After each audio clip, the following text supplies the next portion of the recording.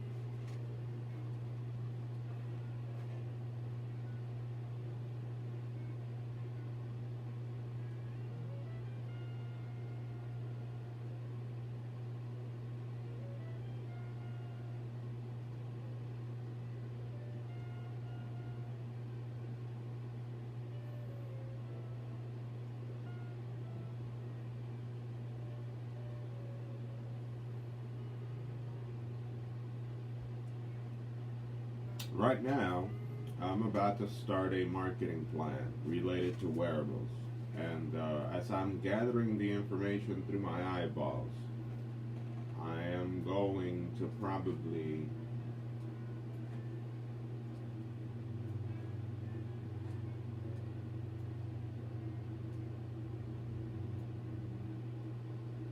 I think I'm going to probably introduce dissertation research or primary data into the main pile. Like secondary data on the internet's all right, but I think that's what I'm gathering. Like my brain is telling me to do specific things.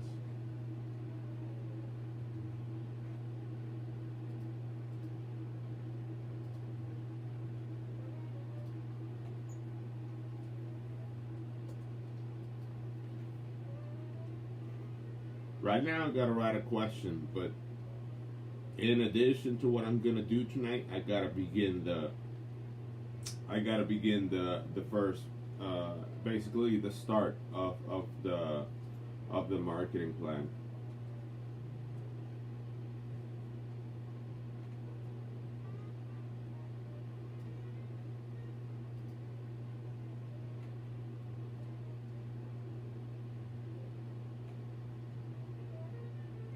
And it's gonna be pretty big, but I'm fine.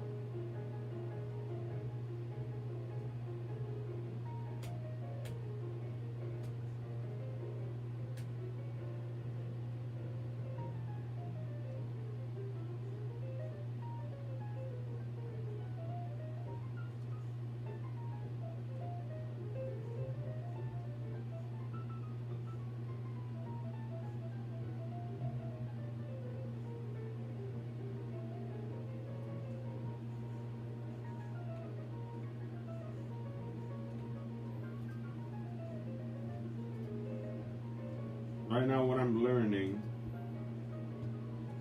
or the particular document that I'm gonna cite, by looking at a figure. Basically, marketing research could go from structured to unstructured data. You know, this is a fairly recent marketing journal that I just found, and I'm reading it, and I'm going to apply it to what I'm writing today. Marketing research could work in a very concentrated and centralized observation through like a spreadsheet, Excel, Stata, SPSS, you know, a small problem from a small database, or a small group of data for quantitative and even sometimes qualitative calculations or an observation. And then as you expand outwards, the volume, it says here, volume, velocity, and variety of data increases. And then you add, like, out of those groups, you know, those small software, like a data that maybe not someone could find on their own, towards an SQL database, a relational database, which is a relational database of probably two, three companies sharing a bunch of consumers with, you know, a bunch of consumer information within databases, so that you could compare or make longitudinal data analysis. And you got like relational and real-time databases in the middle, which is, where you would, which is beyond an internet survey. Barely just observe it. You could only observe it. You can't like do calculations with it, or you gotta extract it some way to make measurements. And then, so SQL would be the middle, relational and real-time database. So what is happening with your consumer in real time? Like if you're distributing an ad to 25-year-olds to get bicycles or whatever, I'm guessing an SQL database, a real-time database, could be able to send an ad to precisely, you get ad credits and distribute the same advertisement to that same group of people on the internet, just them, because they've already been logged through cookies or whatever, in order to get them to acquire a product or service. And then after that, the big data, you got in that group NoSQL, Hadoop, Cassandra, Dremel, Hive, and Pig, which is just how you manage types of data related to a marketing plan, because marketing is pretty technological now. So what I'm learning right now for the first day, for the most part, what I'm introducing, I'm about to make a question. I gotta write a question related to this information. It's just that a database is basically where all marketing is coming out of right now. Like, they're using the internet, and all the measurements and executions in terms of a marketing plan come out of a database. So you decide within the database who you're going to attack, or who you are going to distribute an ad to, and then right there you measure your results. So yeah, I got carried away. I'm gonna continue writing. Sorry about that.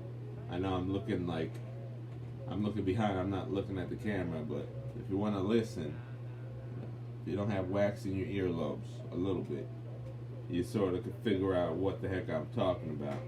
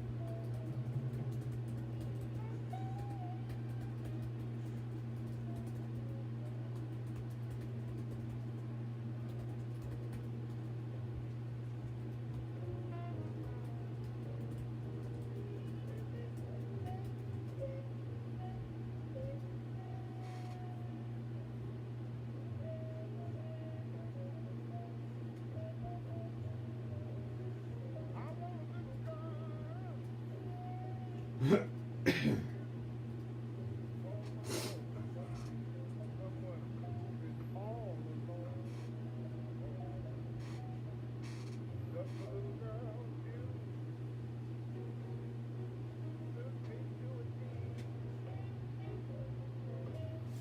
some noise outside. I don't know what the heck it is. I'll be right back.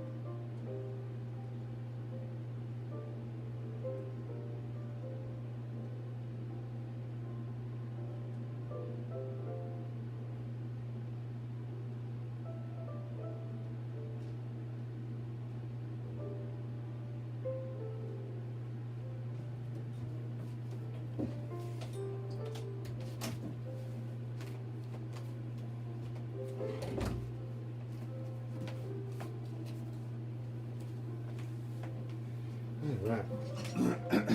All right.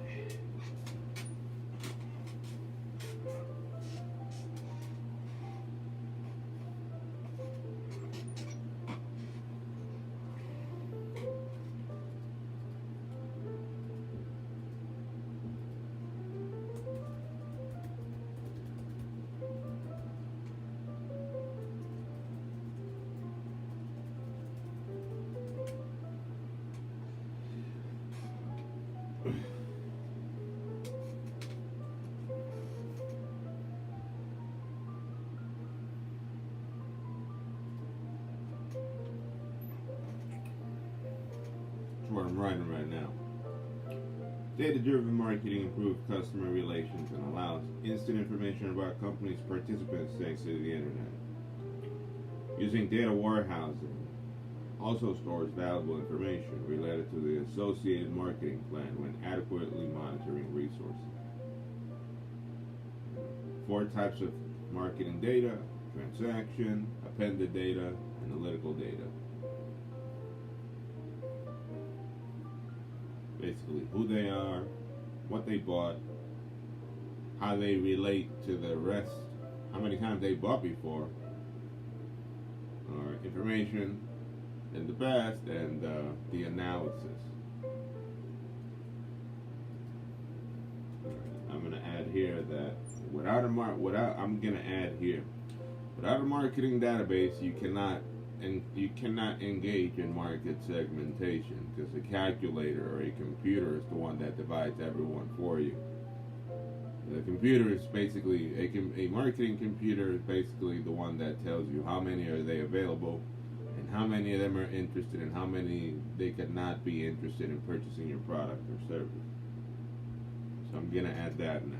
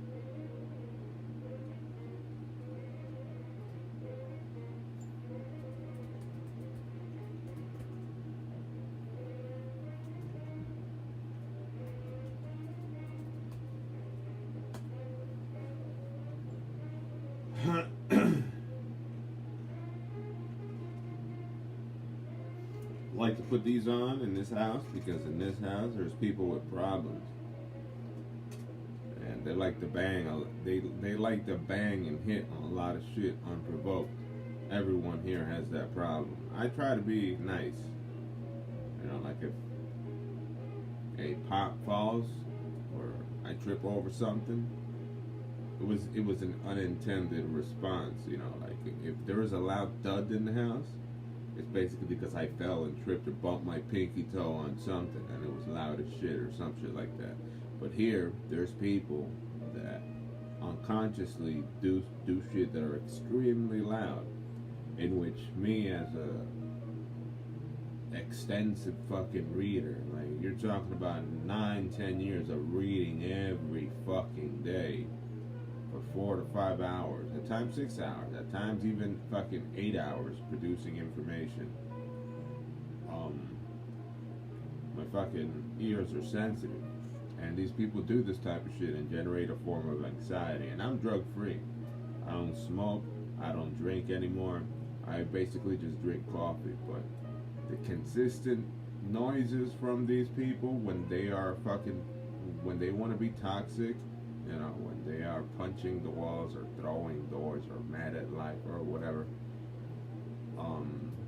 disturb my educational process. Not my educational process, because I'm always learning, but the daily routine. Like they interfere with the serenity of daily actions, because my day's fucking programmed in a particular way.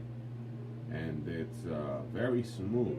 With nobody around, it would be very smooth, and I would probably speak less during the day. Like I would, I don't know, if someone gets here, I say hello to them or whatever, help them bring groceries if they're bringing home groceries.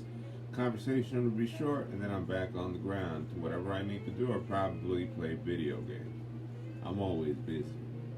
But people in this house have that bullshit of not being nice to their surroundings. They're really loud sometimes, and they're going above and beyond being really loud. Like if they want to stay 4 hours in the bathroom, you either gotta piss in the yard or shit in a fucking plastic bag or figure it the fuck out. Because the people that are here have zero motherfucking, how do you call it? What's the correct word? Consideration.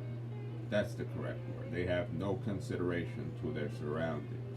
They act in a bubble of which nothing is happening. I may have no consideration for certain things, but I don't bother people physically. You know, like whatever the fuck I do, I ain't there to fuck with your brain or to, you know, if there's something related to consideration, it's some indirect effect. Like, as an example, I don't pay for food here and you pay for food, I'm inconsiderate for eating your food because you paid for it. You know, that's one aspect of an indirect effect, but a direct effect is something that takes a direct route to affect you, you know. And these people lack no consideration. They lack no consideration when I'm sleeping. They lack no consideration when I'm at schoolwork. They lack no consideration whatsoever. They're sometimes calm, and then there's sometimes that they're so fucking loud that you need fucking this. And this is the key. This is the escape of their bullshit. You gotta put this in your inner ear and ignore them. Try to, you know, and if possible, and if really loud, increase the ear protection. Hold on, where the fuck is it? And if possible, you know, like, and if this is not enough, you double up. Where is it?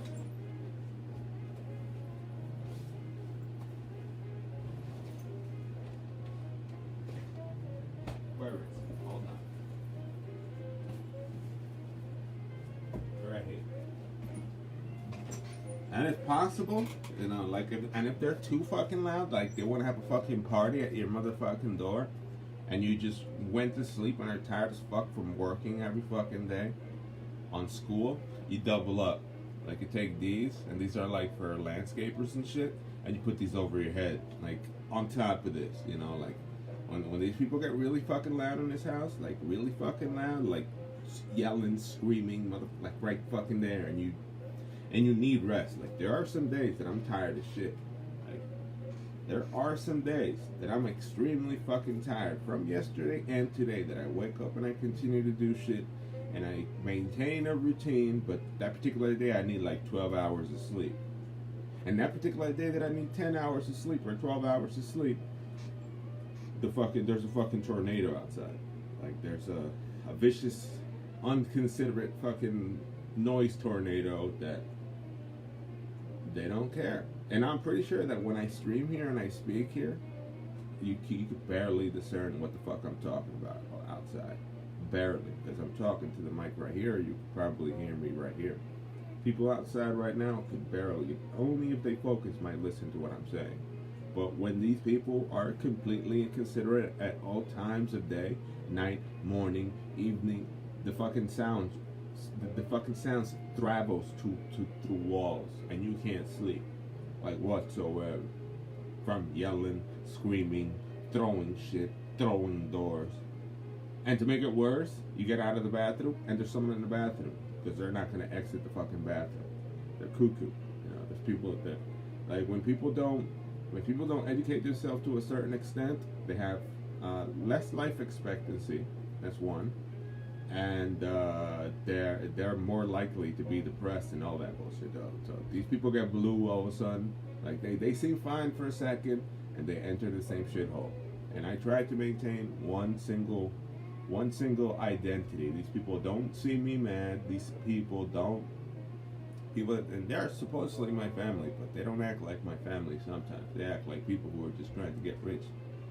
Easy come, easy go motherfuckers in here, you know. And they act like I don't know that they're easy come, easy go. They act like that I don't know that they're major criminals. So, like I said, sometimes I double up. You know, sometimes the noises in this house get so extreme when you're trying to fucking sleep. You know, through 3 degrees, a bachelor, a master's, and now a doctorate, you need to, I don't know, it's something that you fucking, oh my goodness, you immediately grab these, you immediately go find them, put like asleep, put them under your fucking head and stare at the ceiling to try to get, to try to take some rest. Because if it were for them, I would have sagging eyeballs, sagging black eyeballs down to here, and I'd probably have cancer in my rectum and all that shit. Because they don't have any respect for public food either. They are really bad. Like these people here, they're cuckoo. It's like I was whipped when I was a young kid for smoking pot, and now these people are liberal as fuck out there. They do whatever the fuck they want with their life. That's how it is. Like, when I was 16 fucking years old, I might have smoked the Chiba at 16. And I'm 33 now. So I might have smoked the Chiba, and God knows what the fuck my mom is doing right now.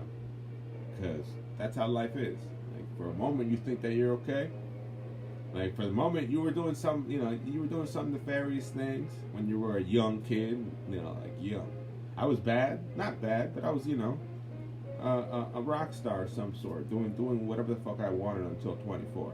These people are coming out of that shell right now. These people will have, they started experimenting maybe when I stopped, or maybe when I started climbing to be better than them, Because in this life, and these people that are out here, they want you to do good, but not better than them. And they've proved that shit. They were, like, with actions, you could tell. And my friends, the same shit. I want you to be good, but not better than them. My parents, my dad, the same thing. I want you to be good, but not better than them. Because when people act for them, because people who want people to be better than them, act in specific ways. They aren't just like, breaching the surface on doing good deeds to me. And I had that's what made me rich right now. Those actions of those individuals that never gave a fuck about me until a particular near period in my life, once they noted that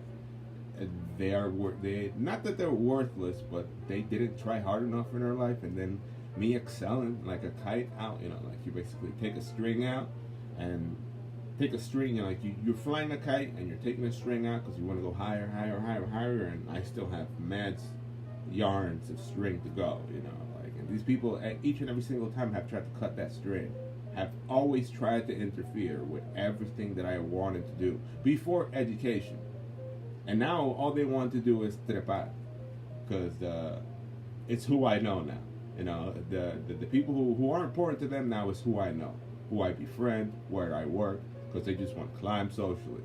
They want to use me as their excuse to get to another level.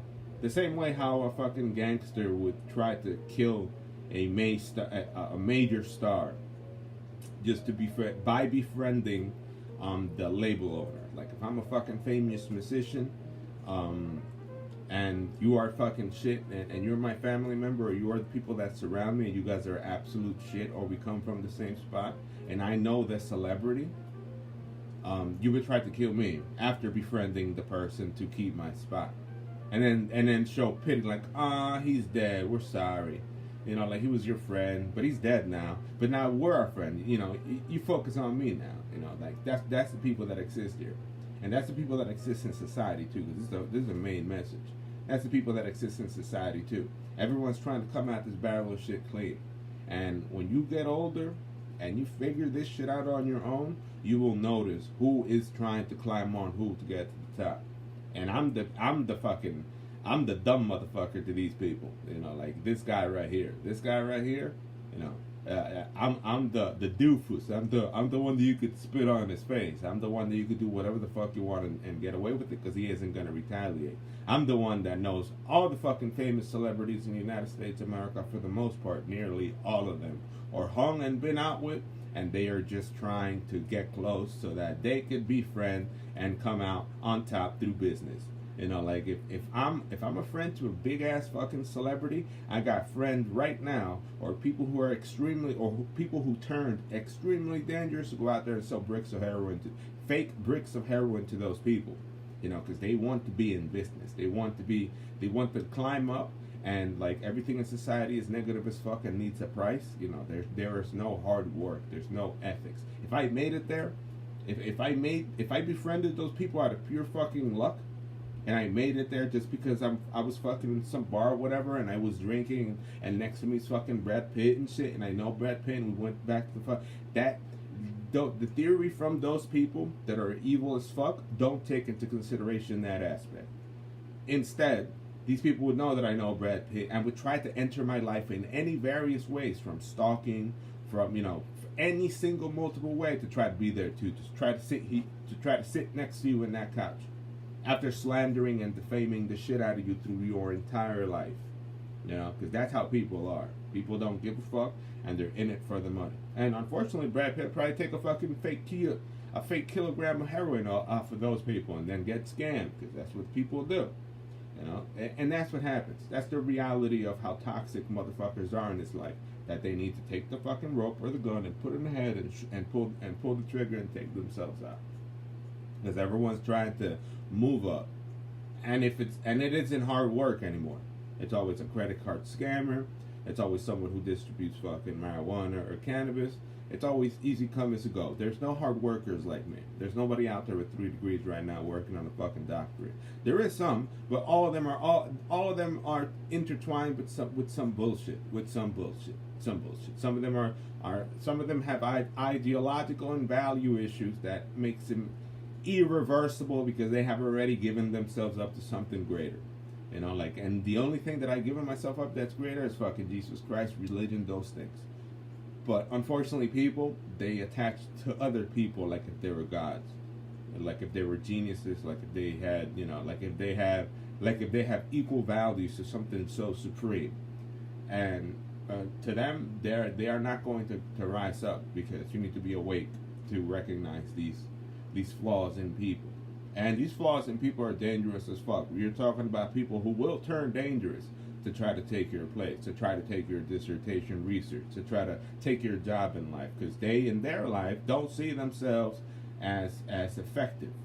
Basically because they dreamed of doing shit. That's the best way of putting it. People who dream too much of shit, and basically all their dreams apparently come true, can't support or can't stand someone who took a decision and is better than them. Not because I dreamt about it, because I'm not good as fuck because I dreamt about it. Nah, because I was sitting in the bar and Brad Pitt was next to me. Because he was fucking next to me. Because I made a decision. Because I made a decision to educate myself. Not because I want to be better, but because I had to. I had no choice. It's something that's in your brain. And people don't want to do that shit. They want to work in McDonald's. They want to work in McDonald's and know Kanye West at the same time and wear 150 fucking grand of diamonds around their neck. Or quit their job, or offer to their mom because their mommy loves them so much, or try to act in a good way that is ultimately negative to themselves. They want to throw their money out in such a way, expecting nothing in return, because it gives them the power.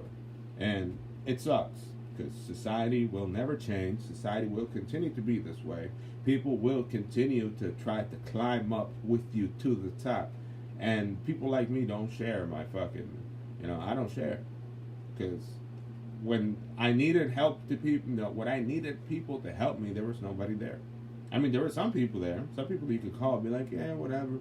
I mean, yeah, I'm here, whatever, blah, blah, blah. Yeah, go get some money. Here's $300. Go knock yourself out. It's like, all right, whatever. So I took the $300, I remember, and I saved them. That's the last time someone actually physically helped me into something that was important. When I needed them the most, maybe it was $300 or some shit like that. And then from $300, I'm now a 5-figure motherfucker. Because my brain changed. My brain said to myself, these motherfuckers aren't going to help me. These motherfuckers just want to be better than me by me looking at them, stalking me and praying around, and doing the same shit like I said. Like if I'm fucking friends with Brad Pitt here drinking some stout or whatever, like, damn, dude, I seen you in all them fucking movies, man. You're fucking amazing. Yeah, I know. And he's short as shit. And I'm like, damn, I identify with you. You're cute as hell too. We're sipping fucking pints or whatever, and he's surrounded by old heads. That aspect people don't get.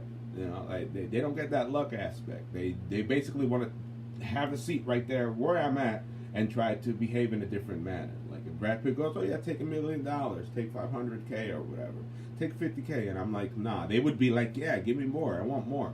I want to make a business. Or their ideas in their brain would try to use the person for their own goals. Like, oh, I want to fucking be an actor too, or I want the fucking 40 grand to make a motherfucking killing in the stock market, or I want this to purchase a car. I have this idea. I want to fucking I want to how do you call it? I want to support the world and stop hunger. I want to stop coal. I want to use a sustainable fucking whatever fucking idea anyone in your life wants. These people would use that opportunity to take that pitch, to drive that pitch, to get that person to open their wallet. And I'm not interested in any of that shit. I just exist, Like, I just exist. And unfortunately, people aren't like that. People basically want something in return out of someone that has more than them. Instead of having values, instead of having, instead of having a higher moral attribute, higher caliber, higher mental caliber of individual, instead of just giving it all out, coming straight up, coming to terms with the person straight face to face and say, I want this from you right now because I think I deserve it, and that shit doesn't work out like that. And that's what gets them in trouble, because some of them are fucking giving as fuck too, and then all of a sudden you got fucking Kanye West giving you money to go deposit in the stock market, and now you got a fucking SAR in your bank account, and then now you're taking a loss. But maybe in the future you become a millionaire, good, but we all know where you got that money from. Like, everyone knows, between me and Kanye, between me and Brad Pitt, we know that you're rich today because you have the initiative and the ball sack to use someone for your good, to use someone out of your way, to get out of your way to ask for someone to give you some money because you think that you're better than the person, you use someone to make it there, not through luck, because if it were people who just randomly appear with, in that type of situation, like randomly sitting in the same house in a studio with fucking Kanye West, or with Post Malone in the motherfucking subway train, or with Brad Pitt in a bar, people who encounter those people like that don't have fucking business in mind. They're just like, whatever, fucking man, good shit. Fortunately, others who their brains still fixated, that they want to be, that they have dreams and aspirations and all that bullshit, that isn't decision making, that it isn't a straight path into their good self, are out there taking those chances with those rich people.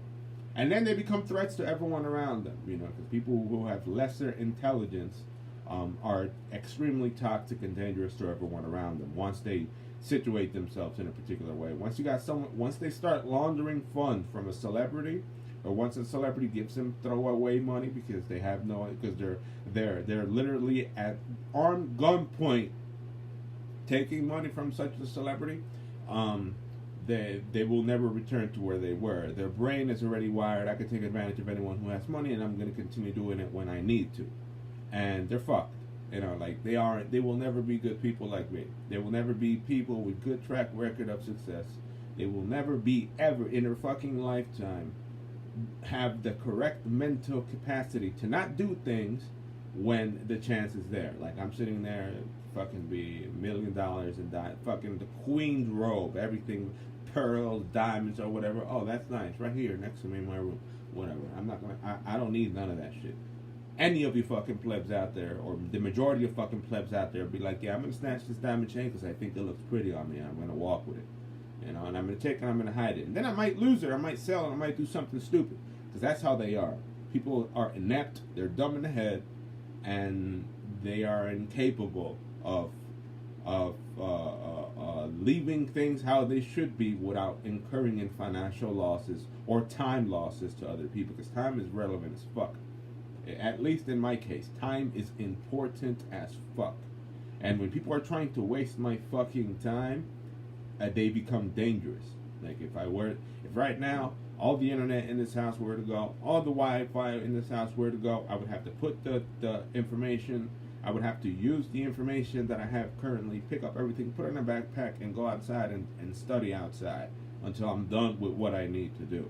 Because some people have that thing that they are dangerous fuck. They are dangerous as fuck to your life and would do anything, like extort Brad Pitt or give Brad Pitt money to gain their attention, or Kanye West or Post Malone or Tekashi 6ix9ine or Kim Kardashian. They would throw money to them, like, yeah, here, take $2 grand, take $3 grand, because I know how this business works. Because it's easy come, easy go to people like that. There's in life right now in the world, there is less and less people with a track record of success. Like if I tell you that I'm 5 figures, I'm 5 figures, and every fucking single dollar is accounted for with date. Every single day that I made a transaction, you can see it right there. You can't say for the majority of people that are out there, they can't, that have a lot of dough at my age, they don't know where the fuck they're gonna lie straight to your face. And at a federal level, that's a fucking crime. You know, like when you're robbing people, when you start making the rules as they go along. Like, yeah, I sold this car, or I sold this computer, or I sold my mom's vagina, or I sold this and that to get to where they're at. You know, they're lying to your fucking face. You know that they're fucking selling cannabis on the side. You know that they're selling powders on the side. You know that they're doing bad things to get to where they are today. And once they learn to do those bad things to get to where they are today, you're not going to stop them, because society is headed downhill. You know, society is going to criminalize people who are straight. Society is going to criminalize people who are white. Society is going to figure it out in some shape or form to stop people who have ethics from their line of sight, so that they could get away with it. You know, they are going to continue to push that shit in such a shape, in such a way that they are going to stop all the rule breakers. I mean, all the rule setters, or the people that know the rules, out of their way, so that they could continue making their rules as they go along. They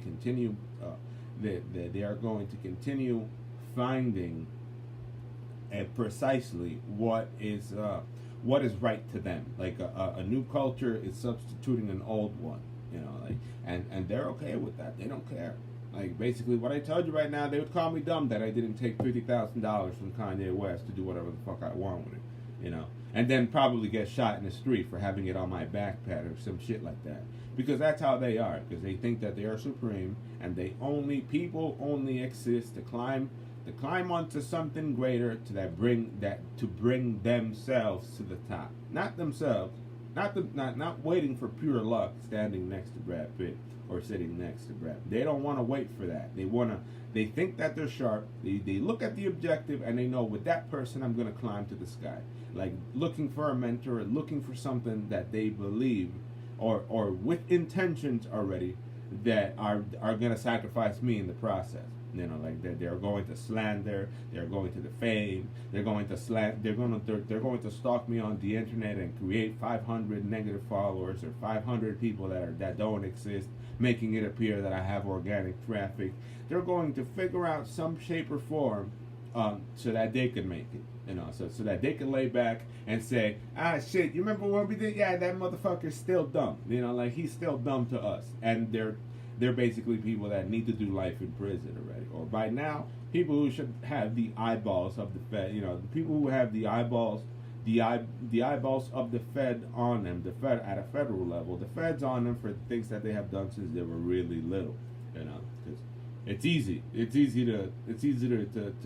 to apply the same concept and have the same alibi across people, because that's how it works. You know, like you take a single police officer that doesn't know the case, and then you have someone that's fucking telling you the truth, and you have 15 people that are lying, all criminals at the same time.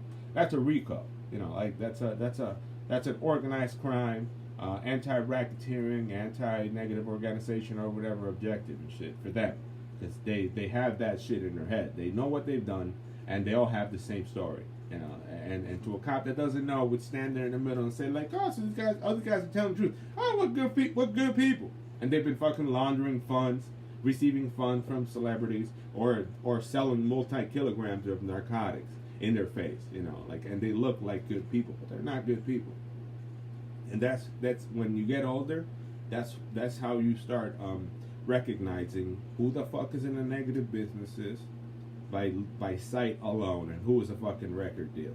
And that's how you generate that trust. You know, and if that person is selling bricks of dope next to you, fuck it. You know that person sells bricks of dope next to you.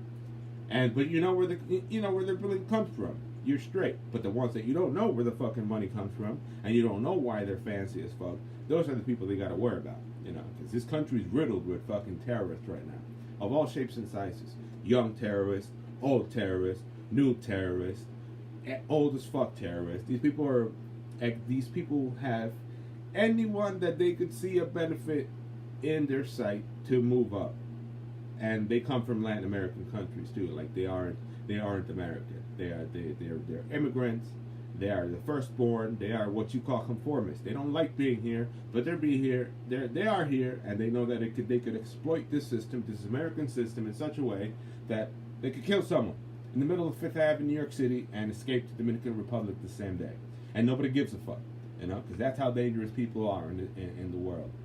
It isn't strawberries and cream and shit for people like that, especially like me, that I'm lucky and I get to hang out with stars and shit. Because I'm just me. I'm not sitting here looking to take 40 grand and run, or 20 grand and run, or looking to pitch in the next idea because I want to be rich and shit. I'm just doing what I need to do right now. I need to write about a bunch of shit, and it's 7:34. I got till midnight, so we're still good. We're still popping. We gotta continue writing about this shit. And we're not gonna let trash or worms from the fucking ground get in the way of this shit, and they're gonna stay trash. They're gonna stay trash forever, and their problems as time goes on increase. They get worse and worse and worse. They aren't like the person who in your face goes, "Yeah, I gotta fucking sell these 20 fucking sheets of acid or this heroin because I want to do this or I want to do that," and they're telling you straight to your face that you know. Nah, these people are sick. These people have these secrets, these alibis, these organizations, these groups with the same alibis, and to the name of, and to the faces and the eyeballs of good people like me, this disgusting way of how they live their life is extremely obvious. Because one, you've caught them already in actions like attempted murder, guns, shot. Attempted murder and aggravated robbery and shit with guns and shit. You already got them in these type of circumstances from a distance, or already know, word of mouth. You hear and you know about people that do those type of shit, and they're not going to change. And they continue believing that that they can stalk you online and do whatever, or try to log you off from Facebook or log you off from fucking Apple. They know all your personal information because they're really tied to your group. Not because they physically stole your internet shit, not because they have friends in here. They have your closest are the most dangerous. Like your closest. Your mom would fucking rob you clean since you were young. Your brothers and sisters would try to kill you for what you have. Your aunties and aunts would take the same initiative and not lie to you about reality, and they would try to cut that fucking string off that kite once they see that you're successful. Once you are at the point of no return, that you have made their life worthless and you have proven their ignorance as time goes along, that you could tell them to their face, bruh, you guys are wrong, I'm right, I've done everything in my life the right way, and you guys are fucking narcs and disgusting people, and I want nothing to do with you after this. If I leave here, I better leave here in a good foot, because I already caught you with this disgusting. I know precisely how disgusting all you guys are, and if I leave here with a problem, you guys are gonna know what it is. And that's how it works. Once you get to my level, that you're ahead and above and on top, you know that they have multiplied their resources. You know for a fact that they're richer than ever, and they're just big bank. They're basically big bank tried to take little bank. Even as an adult, they would look for a way to try to decrease your resources, to try to take your time, try to make loud noise, to try to annoy you and bother you so that you don't do the right thing and continue moving up. That's how people in life interact. They will try to steal your only computer, even if it's $140 to prove their point, or your cell phone charger. When you need your cell phone charger, they'll try to steal it from you. They try to come up to your bag, open your fucking bag, and take your charger when you're trying to purchase a fucking bus ticket away from them, because they think that they are sharp, and they're just disgusting human beings that need life in prison. Because unfortunately, when you're dealing with drugs that made your way like that, and you're not straight, because you should be straight. If you're gonna fucking cook drugs and shit, so do it in the kitchen. Let me know what you're doing. But there's families out there they think that they're super tight with your family and with you, and your family, for some reason, have used them for business. there's evil negotiation of people who are bad, and it comes to a point in your life that you've been brought down by your family so long that you know that they're all intertwined into the same group. You know, it's like a big mafia for them. And you're sitting here as the outlier, like, bro, now I'm famous. I know I'm famous. I'm definitely famous. I'm famous as fuck. Everyone has tried to stop me, and I'm not delusional either. Everyone has tried to stop whatever the fuck I did in my life. They've all intervened in every single fucking thing. Every single fucking thing. But this, they can't. They tried to intervene in education, but they couldn't. They tried to picket in front of the fucking college when I was a bum, sleeping on the fucking ground or whatever. They're like, oh, not that one. He's a fucking bum. He stinks. You gotta get him out of the college or whatever. You know, they tried to make, you know, they tried to drive my success down because they knew that I was a real fucking kite. You know, I was a real motherfucker who is going to the top, and it's going to the top the real way, not their fake, illusional, price involved, climbing way. You know, like, 'cause for them, they think that they could buy anyone with $1. You know, like, oh, everyone has a price. You know, like, the elitist, the people who think that they're elitist and they're supreme or better than others do that type of shit. The real hard worker makes it there with pure luck. Like, he doesn't fucking need, he doesn't need to reach the hall, or he doesn't need to reach the ball with, by trying to, like, you have the ticket and you are invited. They need to figure themselves how they're gonna get inside. If I'm trying to explain myself the right way, they need to figure out how they're gonna get in, and you're invited already. Like, yeah, and Lady Gaga has kissed these lips, like, you know, like, oh shit, oh, it's Lady Gaga. Oh my goodness, Lady Gaga. Oh my goodness, you're so cute. You know, like, that's how it is for me. And I'm being serious with you. You think I'm fucking delusional? No, Lady Gaga kissed this mouth. You know, and I knew her since before, and I knew all these celebrities since before. But like some, like Brad Pitt, I didn't know that motherfucker. I didn't know Harvey Weinstein. I didn't know several of these heads that I knew before. You know, I definitely knew some when they were young. Musicians that are now super famous, including the most recent, like Tekashi, Post Malone. I know all those people now, or I knew them before they were famous. But before that, I also knew others before they were famous. I know 50 Cent. My list is extensive, but people are bad. I'm going to conclude this rant with people are bad, and they've tried. They've really tried to stop my climb from the top. They are going to find a substitute. They are looking. They are so dumb right now that they're probably looking for a doctoral substitute or a clone to someone who could take my degree, because they're that fucking ignorant. You know, like in extreme sports, it's easy to find an ex-surfer and take my place. Like, if I'm the best surfer, the best fucking bodyboarder in the fucking world for a moment, maybe 2 fucking years of it, the best motherfucking bodyboarder in the fucking world, the entire fucking world, the people that surround me would find, would support the person that's right next to her, the person that has the person that has the most to lose, basically the drug dealer, you know, the multi-kilogram tied to the narco, whatever motherfucker. Yeah, that motherfucker is better than you, and we're gonna support him. He asked for $300, he gets $500.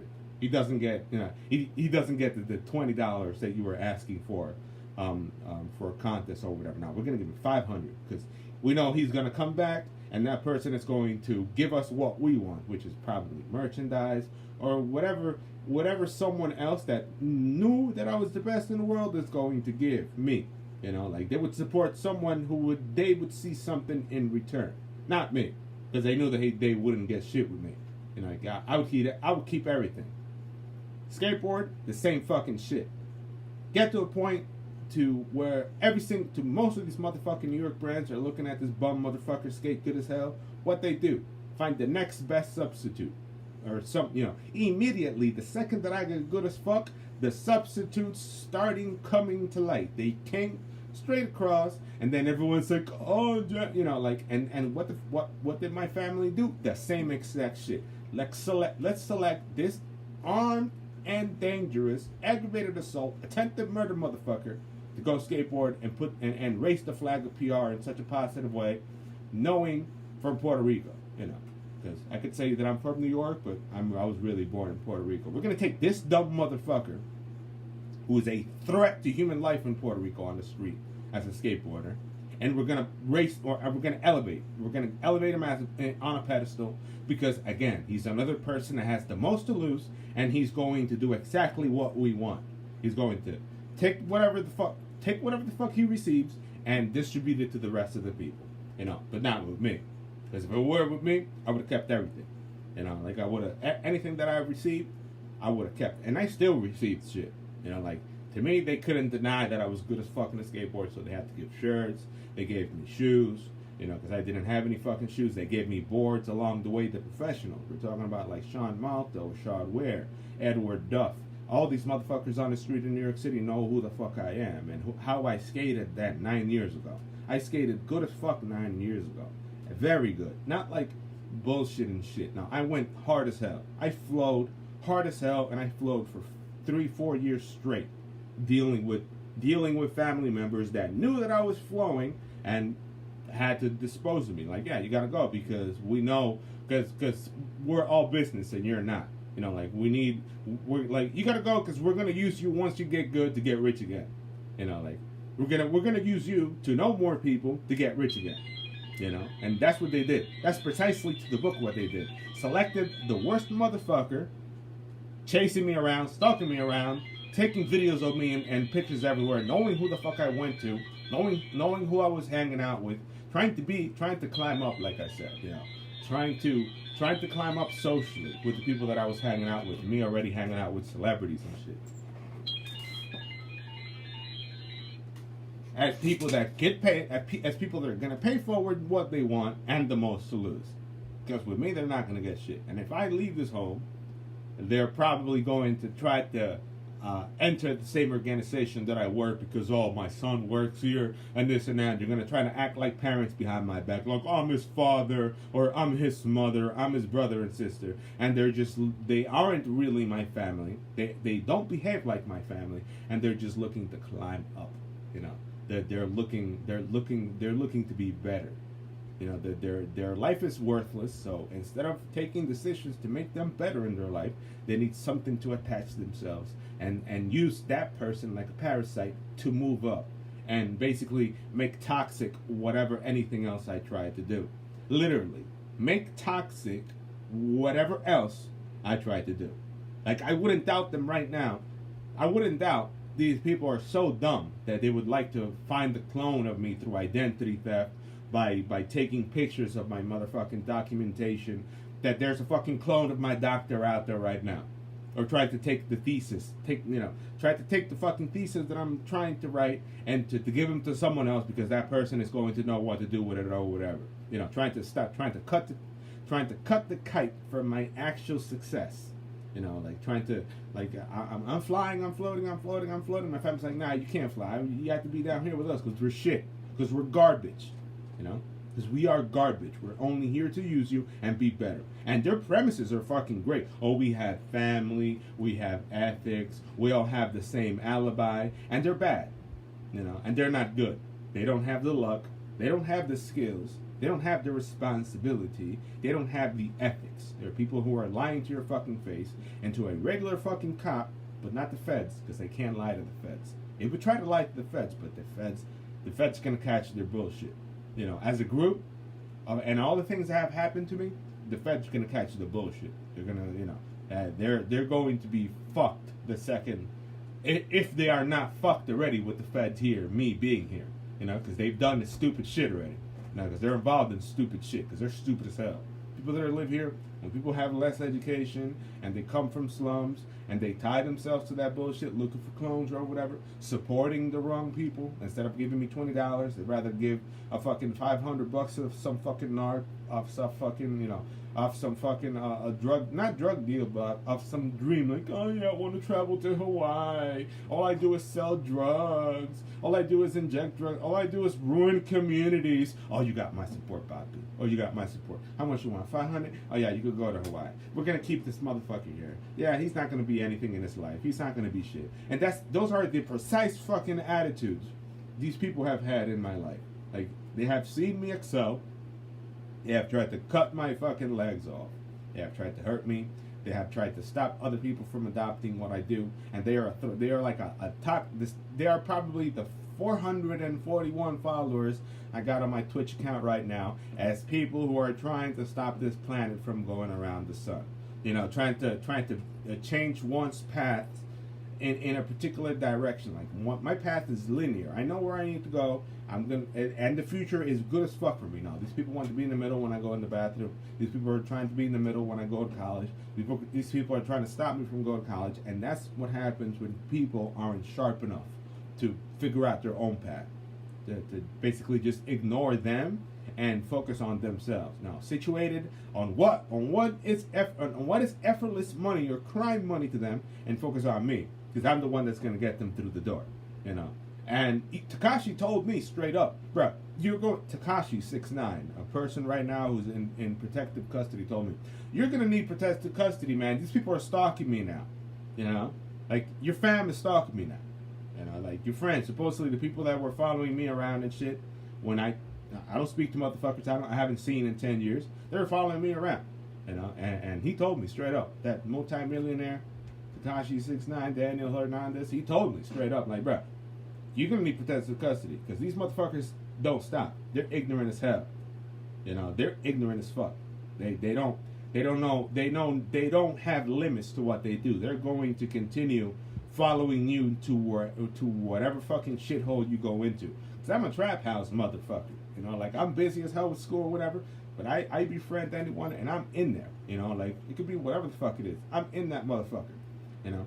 And when you have people like that are stalking you around, and you have someone that's extremely important and honest with heart, because Takashi, even if he snitched on his friends or whatever, he snitched on he could have probably told on the people that were not the key players within his criminal organization, but he's told the truth at a federal level, and that's honorable. He has integrity, you know, like, that's something that, if I see him on the street again in New York City and we're fucking having some fucking food at Whole Foods again like we used to do, that's honorable. Like, I'm looking at you and like, you did the right thing, man.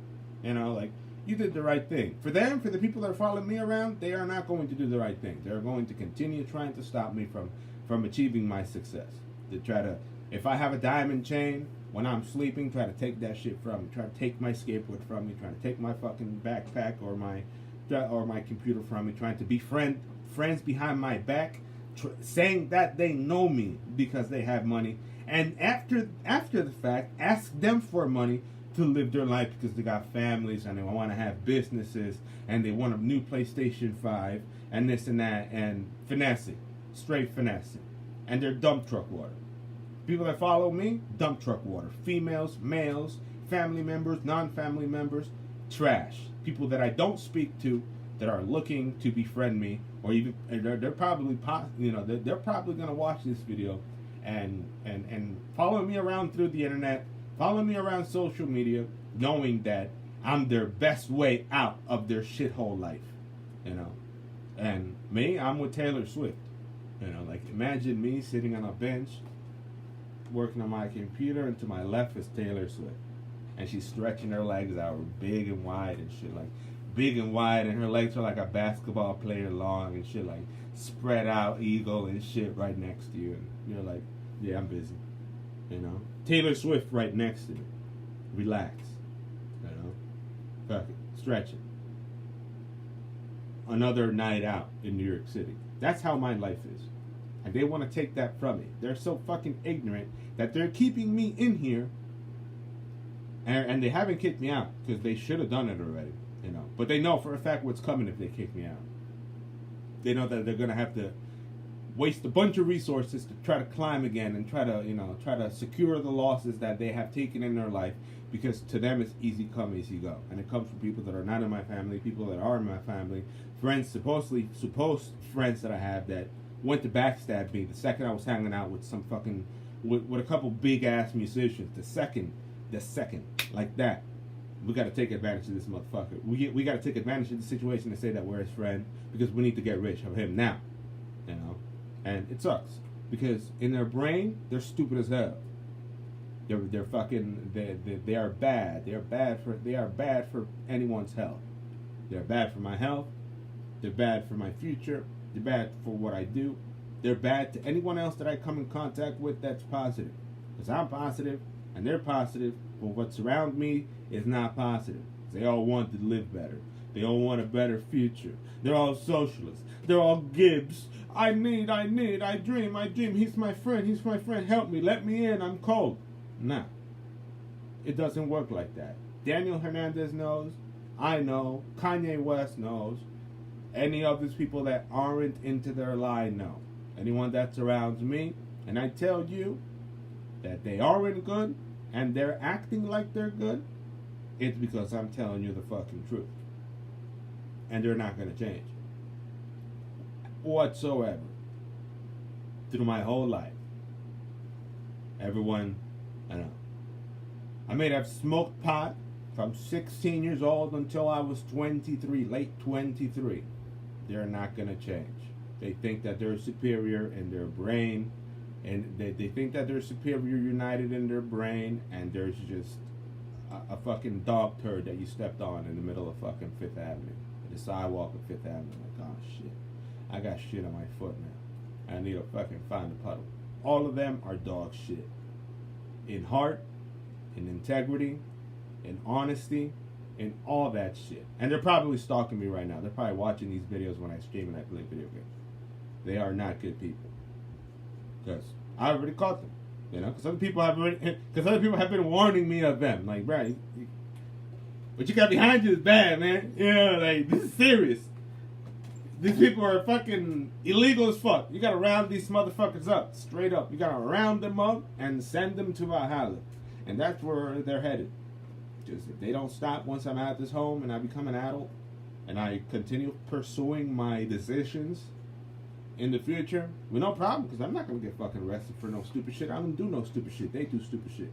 Once I'm out there in the street, again, and I'm figuring, and I'm sleeping wherever the fuck I want to sleep, and I'm meeting whoever the fuck I want to meet, and I'm going to whatever, you know, and I'm living my own independent life, and they return to the nearest 5 miles to figure out what the fuck I'm doing and where I'm going, including the people that I had problems with, just because I'm doing specific shit that they do, or with the excuse, knowing that they have the same alibi, you know, there's going to be some, there's like a stalker problem here, man. You know, like, oh, all right, thank you. We'll be right there. Boop. And close, and that's it. You know, like Pilates, sold Jesus Christ for a couple silver coins, and I'm like Caesar in this. I'm cleaning my hands like, fuck Jesus. You know, fuck Jesus, fuck them. Straight up. And I'm a faithful believer in you know, I'm a Roman Catholic, so I know what's up. People that have followed me have lost their religion. They began as Christians, and they are tied now to something more nefarious and evil, and including my mother, including my father, and it's impossible to get them out now. Like, you could tell, all because I climbed up to the sky like a kite, because they can't control the future. Because they think that they can control the person by interacting and shifting the paths of the person as he moves along through life. Like, if you're going, like, if my goal is here and I'm about to make it, no, fuck, we're gonna stop you. You're gonna have to go left now. And for playing God like that, they're going to be punished. Because look at where I'm at now. The person that you beat the most, and you try to put down the most, is the one that's the best now. I'm the doctor. I'm the best. You know, like, I got 3 degrees now. I'm working on 3 degrees now. I'm the best. I could be a bum sleeping on the street, sleeping on fucking, on how do you call it? On Central Park with my backpack on my head and my skateboard between my legs. I'm still a fucking doctor. You know, like, there's still some value in my eyeballs, in my earlobes, in my tongue, in my lips, in what I do. I could eat from the dumpster today, not yesterday, today. I could go behind some Starbucks, find some pastry, find some old pastry or some fucking old yogurt and shit, and consume it right there with 2 fingers. Eat everything up. I'm still a doctor. You're not gonna change what I am. You know, and there's no easy way to get there. Like, what I'm winning on, there's no easy way to get there. There's no easy way to 5 figures. There's no easy way to do what I'm doing right now. There's no way. It's like Kanye. You know, Kanye. How many fucking CDs? A person that gave me clothes. A person I was hanging out with Tekashi inside his home and shit. You know, there's no easy way to get to where they are. There's no easy way to get where I'm at. Only people that need togetherness and need to unite and have these excuses in their life are the ones that are going to need help. You know, and I'm not the one to help them because I know what they're up to. To kind of Daniel and I say that, dude, those people are a problem, man. Those people are a serious issue because they just want to stop shit from going on. You know, if I have fucking big ass fucking diamond chain in this shit because it was a fucking gift, you know, a gift right now on it. Oh yeah, shit, thank you. It's yours. Ah, thank you. You know, if I don't know, 'cause I'm here. You know, I'm gonna make music or some shit like that. You know, and they want to stop that. They want to stop that because they're only good. You know, they want to be your family when you're good, and they and the second that they get away with the shit that they plan to do, they vanish like that. They owe those people probably right now. I'm 100% positive. My family members and the entire people that I have as orbits that they basically behaved and said that I was their friend when I was skateboarding really good or surfing really good in the ocean as a bodyboarder, and all of those cameras, all of those pictures, the entire media capacity of who I am. Those people, my family members probably owe those people an infinite amount of funds because they received what I got, or they received what they were supposed to give me by trying to be in the way and say and acting like the needy, like, oh, I need, or you know, like that. And that's how it works. Because you think I'm dumb, but I'm sharper than that. And you can't hide from the truth. You can't hide underneath a fucking rock from the truth with integrity for the rest of your life. So yeah, I'm going to continue doing this because I got to do a lot of shit.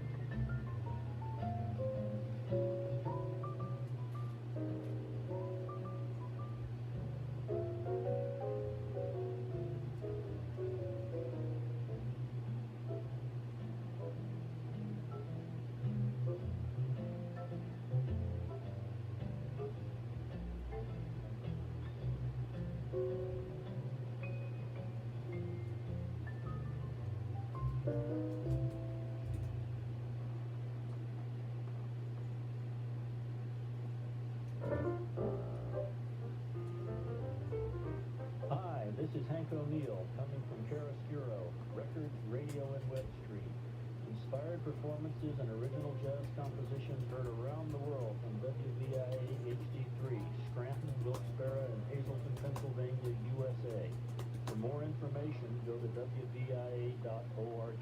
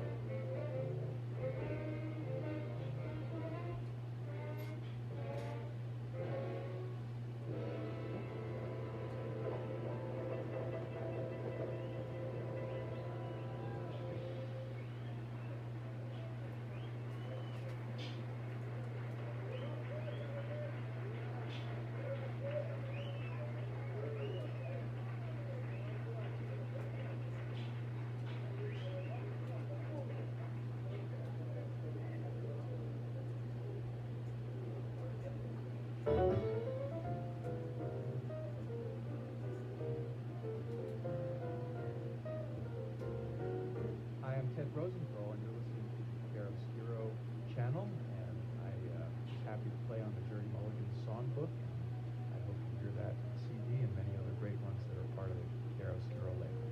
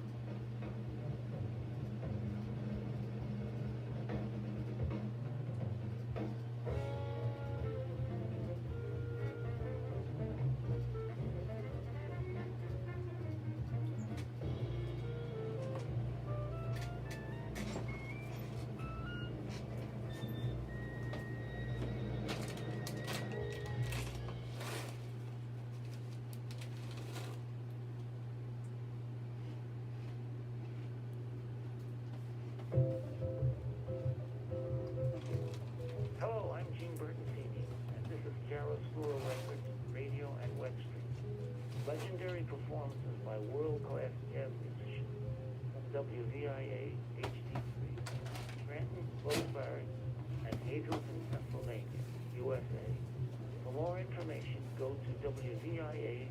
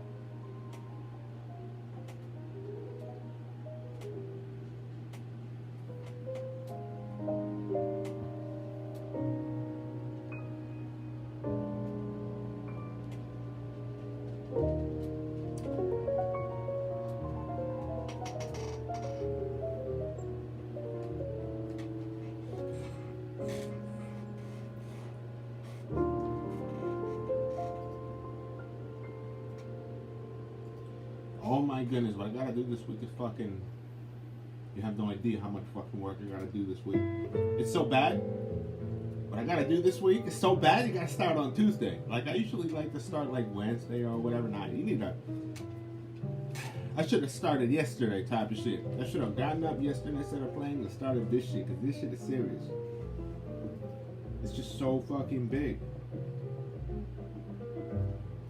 Like, it's fucking disgustingly big for a second week.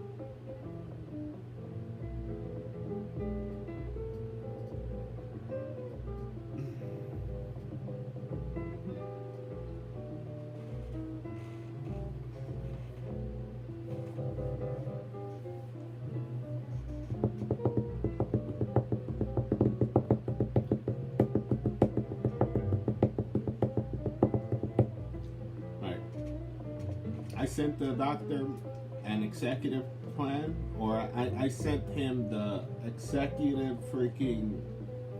I sent them the executive summary, and I think I'm going to use the executive summary as the research, or part of the research aspect, just to save myself some time. Because I included several information off top fairly quick.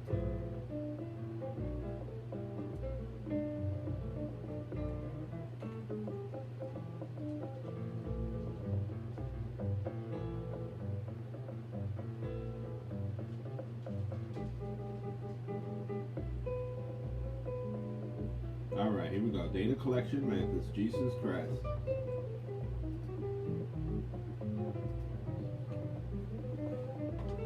It's about to get nasty. It's about to get nasty right now. And I still gotta write about my thesis tonight, and it's 8 p.m., so I still got time.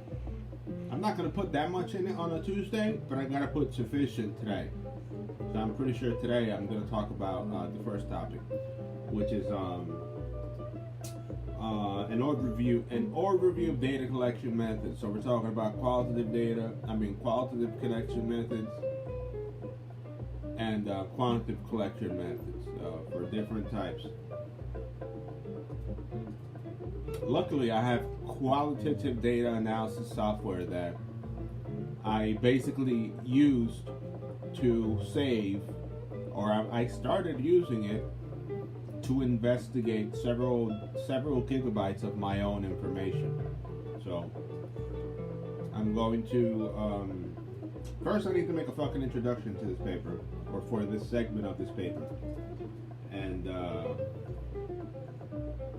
I'm going to investigate my own work to see what I find previously, to expand it or rewrite it. Because during the last 10 years, like, if you notice what I've written in the last 10 years, on all honesty, like, you look at year one me, I literally read like an idiot. Like, it feels like an idiot. And back then I felt like that was the correct thing. That's the progress when you, I'm gonna stop music. That's the progress when you save all your information. Like 9 years, 10 years in college does this. Like, it's from, we can go back to like the earliest fucking dates and look at the first things that I wrote, and I'm reading at them and I'm like, Jesus Christ, I am dumb as hell. Those transitions, the way that I wrote them, the way that I written all this shit. Not the topics, because I did get good grades on all of them, but it's a totally different you. Like, you're looking at two people, you're like, damn, I wrote that. I feel like I was fucking 16-year-old in that shit. I feel like I was 20 years old in that shit. Basically, I didn't even know how to type. I did know how to type and write or whatever, because what helped me immensely in my educational journey for me to be the last 10 years writing, or reading and writing, was that before that, I spent about 3 years already facing a computer. Like, you guys got to understand that what I'm doing right now, it's not easy. For some people, it could be second nature, because they've probably done that their entire lives. But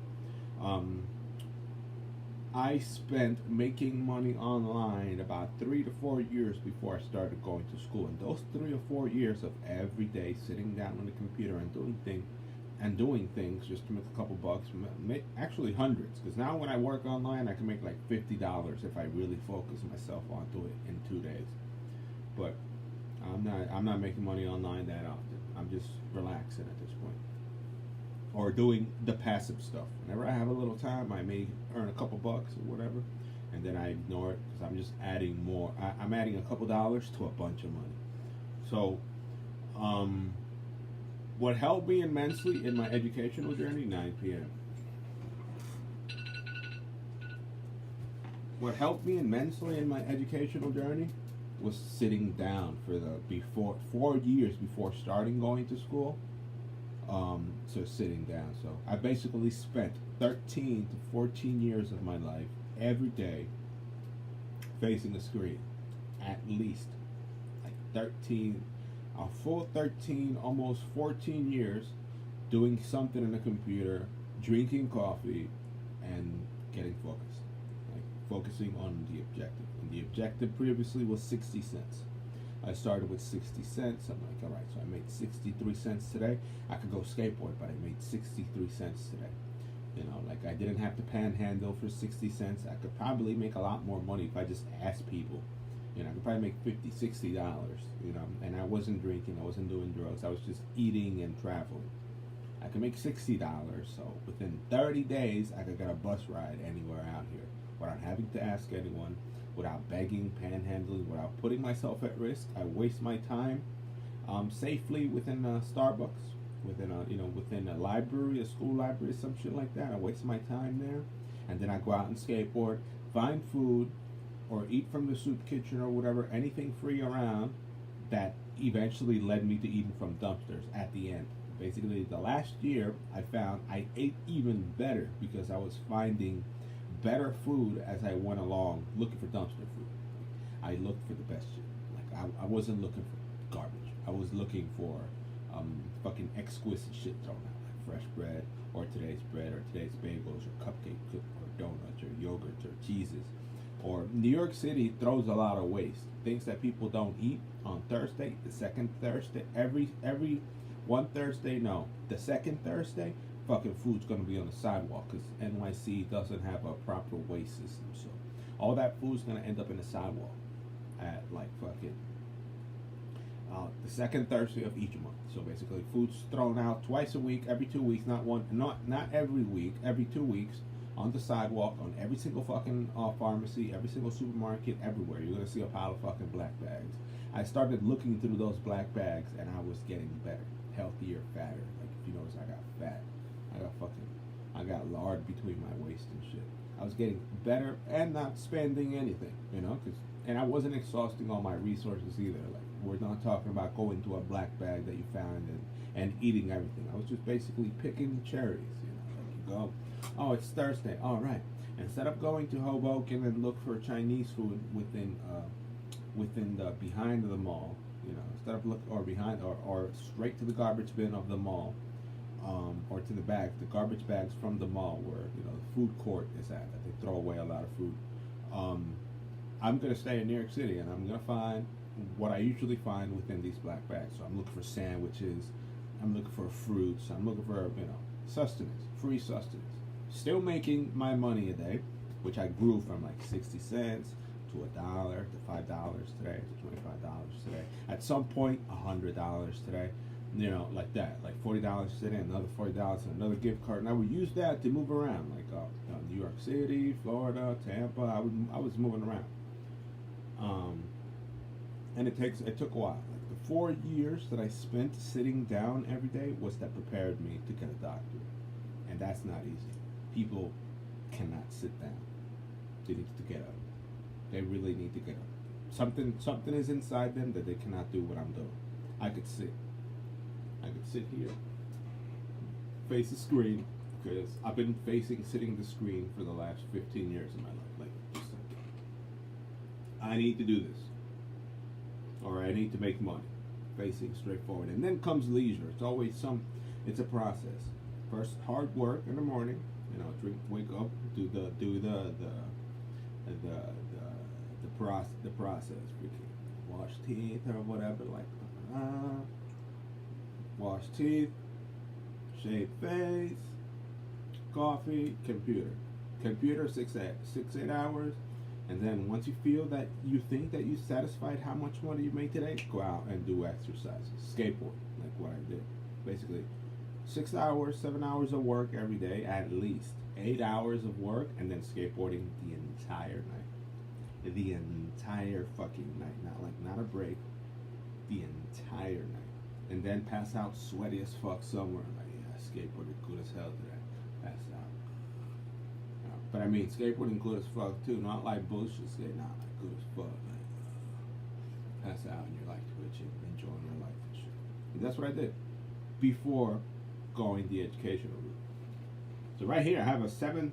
I have 1, 2, 3, 4, 5, 6, 7, 8, 9, 10, 11, 12, 13. I have 13 motherfucking headings to fill in for probably Sunday. So I gotta get moving. So let's continue listening to the music, and it's a process. Just trust your instinct. If you're starving, you don't need to spend money. Just go find some shit. You're rich as hell. You don't want to spend no money. Come on, let me take you. Let me show you how this shit is done. You basically go behind these major establishments, and you find food, and you swallow all the mashed potatoes like that. What'd you find? I found out, like, look at this. What is in here? It's this mess. It's mess of thrown out food. I don't know. Let's look what's in this mess that's fucking consumable. Oh, you see this massive large tub of mashed potato. This is one. You know, like, continue searching through that shit. Oh shit! Look at all these uneaten chicken pieces. How many chicken pieces? 20. We're gonna finish all this shit. You know, like that. Men without limitations do that type of shit. And what do you do after? Clean your hands. You know, floss your teeth, and you're done. You're on your way. You're full. You ate more chicken than you could ever pay for.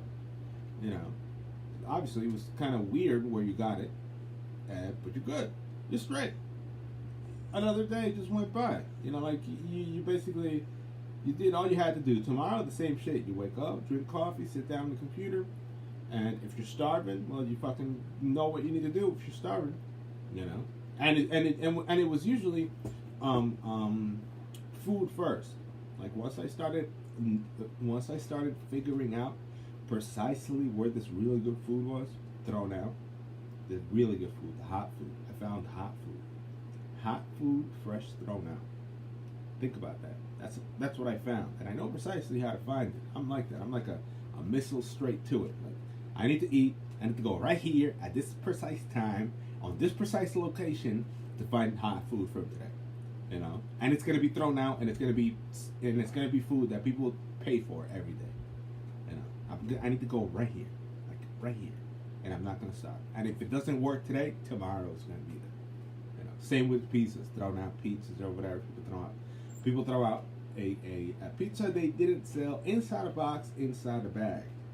You know, like inside a box, inside a bag, intact, and you're like, wait, that bag, rip, pizza box, done. Fold the entire fucking pizza like this, and eat the entire thing. That's it. You know, like, what's the problem with that pizza? It's probably thrown out today or yesterday. You know, and that's what I did. I enjoy doing that. It's really good, especially when you're starving, sweaty as fuck from skateboarding 25-30 miles a day to do specific shit. Because I'm definitely a cost motherfucker. I save money. Like, I'm not gonna fucking buy coffee at Starbucks and shit. If I'm gonna get coffee, it has to be in the precise location where I think it's the cheapest, because I'd rather waste all that energy getting there instead of just getting Starbucks. Like, no, I'm going to the supermarket, because in that supermarket there's cheap as fuck fucking coffee, and it's gonna be 100 servings of coffee, cheap as fuck in that location, and I'm gonna put it in my backpack. And that's how I operate. And I could do that nationally. You know, like, I'm not a hobo. I'm not a train hopper. I sleep in friends' houses. I know celebrities. I'm basically cool as shit. But I sleep anywhere, basically. Whoever I know, in their nearest location, you follow the people in the party, basically. Oh, what's up? Where we got? All right, we got a party on this fucking, there's free beer on this location. Fuck it, let's go. Get hammered, free beer. and end the night in some subway train asleep, like, after having a lot of fun. And right now I can't do that type of shit, but eventually I will. Eventually I'll be like a birdie. Oh, it's a doctor now, like a birdie. Fly. Go do what I want to do with it. Right now, I don't have much time to do what I want to do because this takes a lot of time. Like, and if you think that things are getting better, it's getting worse. This is harder each week, or sort of. It's been harder. Everything that I'm doing, it's been harder and more difficult to complete this year. So let's look for. Let's start the qualitative research. Let's start investigating my own stuff.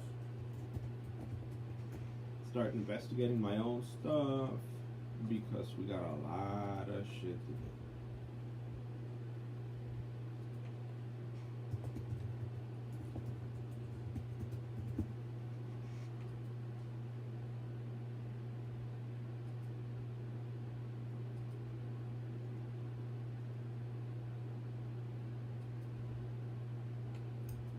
Now we have to.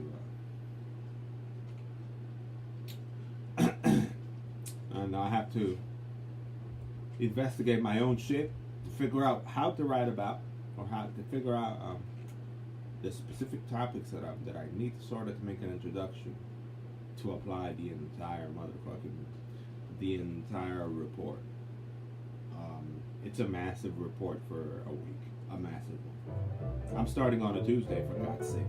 I usually start writing on Thursday. If I'm starting on Tuesday, it's because it's fucked up. It's fucked up. Like, it's not like 8-page report on actual information that you can't just pull out of your ass and copy paste. Now you have to figure this shit out. It's bad. It's really bad. Back to the news.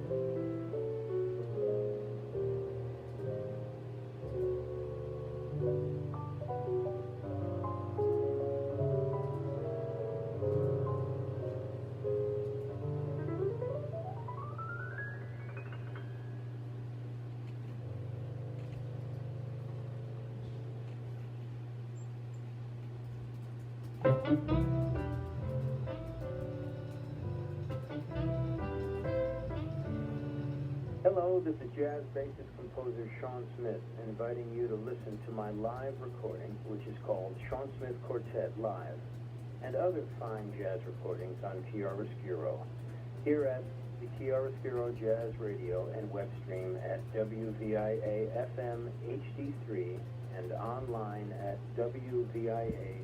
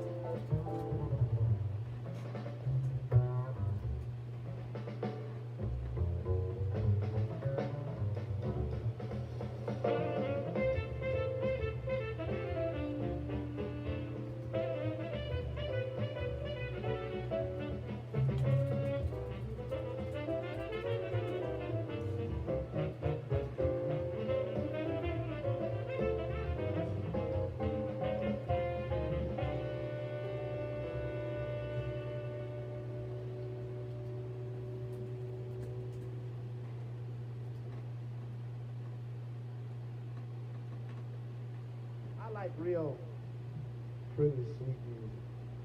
I'm a sentimental person.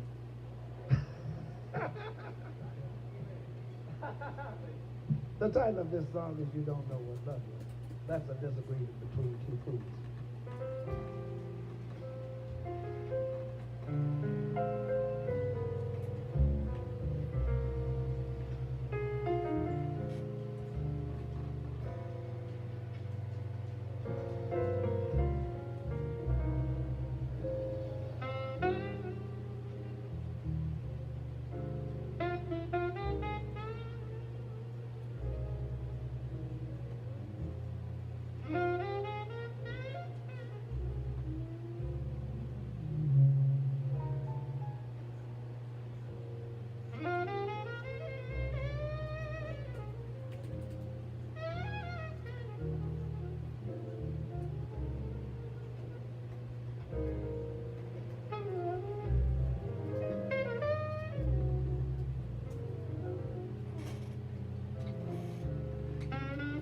All right, we're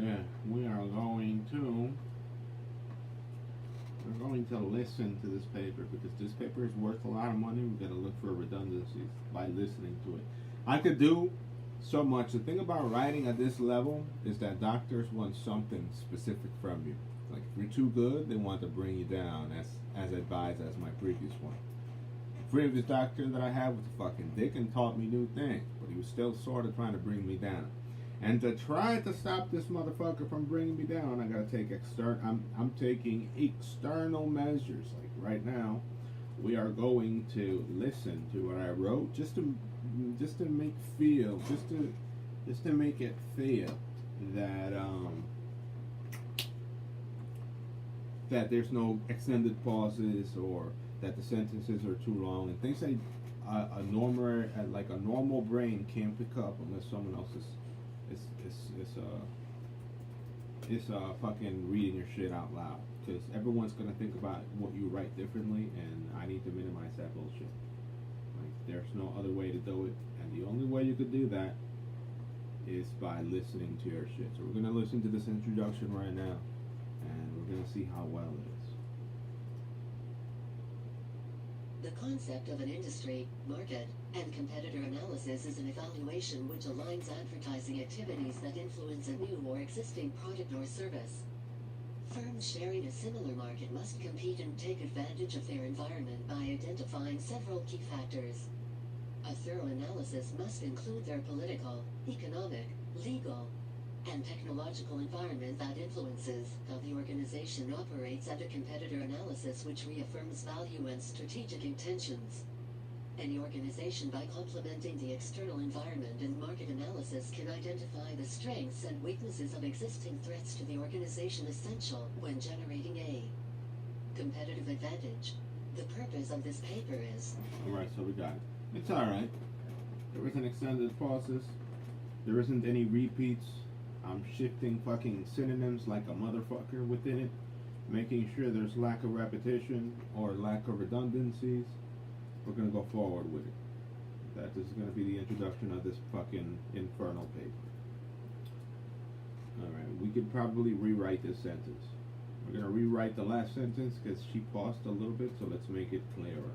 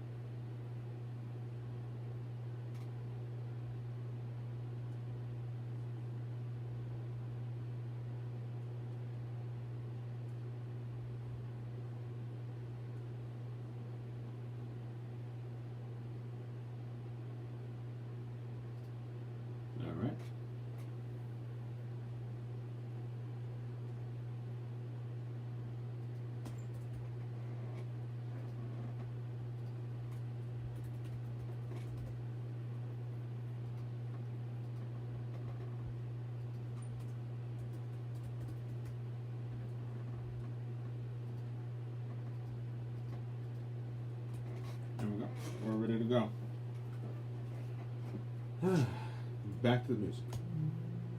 After this, I'm gonna play some X-Plane. We're gonna fly around. We're gonna fly around.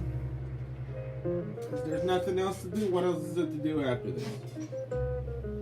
Doing a lot of work. Oh no, after this, I gotta write for my thesis. So I'm gonna write for my, it's still 9:38. I'm gonna write probably until about midnight. But I'm going pretty fast. For some reason, streaming is accelerating my thinking process as I'm being watched. It's like someone is looking at me and shit. Like you're looking, and I'm ahead. I wrote a massive post to make a question so that other people could fucking talk about it. Like I investigated several articles and journals to make a question, including materials of the week to make the. I didn't mention the question in this stream, but I made a question regarding to big data and mobile marketing and things that are relevant to this course. And I'm already in the introduction, so I'm going to probably start doing a little bit of the brief, and then. After I do this introduction, I'm gonna do probably the first the methods. What does it include?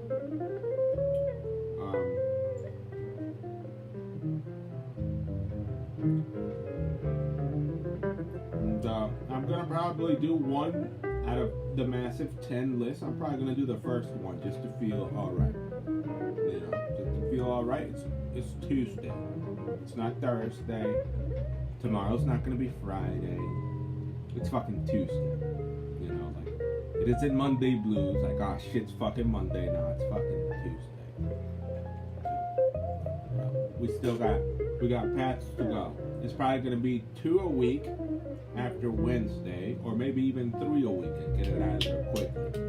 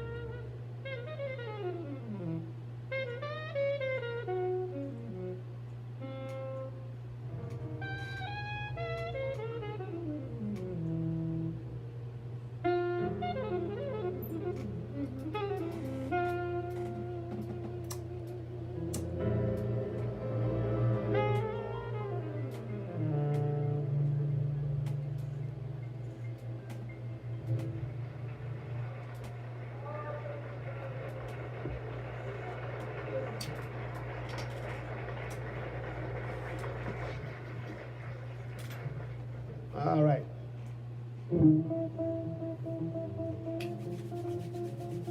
Hi, this is Chiaroscuro engineer producer John Bates.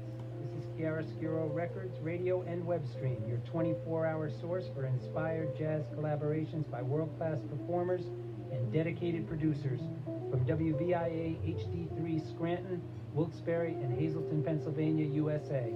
For more information, go to WVIA.org.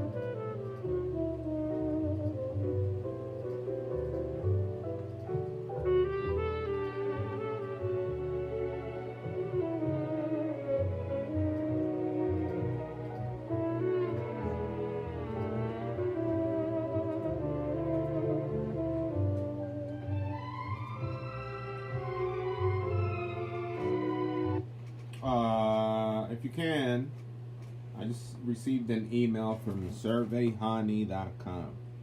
If you want to be, look, I see myself double on the screen. It's pretty funny. On my eyeball, my left eyeball has my own face. It's probably going to infinite down that way. So, if you guys can, I just checked my email real quick. Surveyhoney.com registration is closing. So, I suggest you guys get in there because I complete surveys like that are worth like $1 or sometimes really fast. These guys apparently paying PayPal, and I received the email that registration is closing soon. So I'm gonna take this little break or these couple seconds to say join Survey Honey because registration is closing, and you might just miss out. You know, leave it there. Try to do one if you can. It's market research. It's easy as shit. Basically, as long as you are straight with your answers and you provide the same information each time and you aren't hiding behind a VPN or shifting your VPN addresses or afraid of privacy and aren't afraid to talk about your personal information online to marketing or survey providers, you should be fine. Just use the same information each time, and make sure that you don't belong to certain categories at the start. Basically, if they're asking in the first 2-3 pages if you're working in any of these industries, those are likely opt-out questions. So just say no. Basically all they need from you is your date. I mean your the birth date, the fucking age or whatever, where you're from, and the zip code. That's it. Those are the most important rules. The rest, aside maybe income could be a good one to stick with. So if you want to be successful with this bullshit that I've been doing eternally the last 13 years, just give the same age, the same zip code, and the same income, and that's it. And anything else, you could basically, for them, you could work anywhere to try to gain more survey opportunities. And if you are smart, basically don't press that if you work in the first 3 pages, if they're looking for participants or relating to those 10 particular industries that they're selecting, just say none of the above, because those are probably the opt-out. Basically, if you work for them, they're looking for people that don't work in these areas. And they're not going to tell you, but people like me know. So if they start asking you immediately whenever you start a survey, what's your age? Do you work for these industries? That's a non-idea. That's a no. Like, you don't work in any of these, because they don't want people from there. Like, they want people that they want people, real survey research wants people, they want to precisely what I'm doing here. They're looking to segment information, to gather information from the consumer in a particular way. And by appending that type of information that's appended is probably, like they would probably fill up those slots quickly. So you want to go into a new slot or into a fresh slot so they categorize you properly. So do that, and that's it. Don't forget, joinsurveyhoney.com. It's fucking closing. Registration is closing, and it won't be available for anyone or for everyone. It looks that particular email survey looks like B Fortright, which previously was Enopol or something like that, because B Fortright stopped working. These individualized or personalized marketing services, after they work maybe for 6-7 months, but they run out of dough. Like they start offering less quality surveys each time until there's none available, and they stop working. And they wait until they gather enough information about certain correspondents, and sometimes they keep the doors open to people that don't complete surveys as much. But for the majority of the real users, you can't take surveys. These new ones, you shouldn't be allowed to take no surveys anymore when you've exhausted all the resources and gotten well paid. So don't forget, joinsurveyhoney.com. Save yourself a registration, because it's going to be closed for anyone else after a particular period.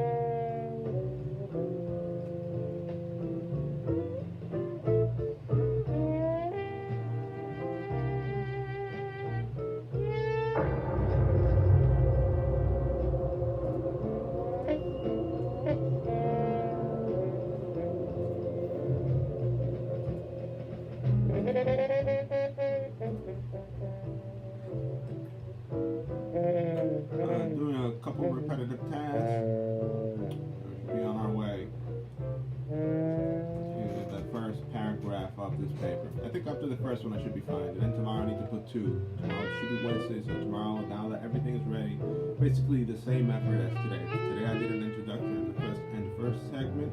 Tomorrow I do 2 segments. Then the dissertation research. Basically,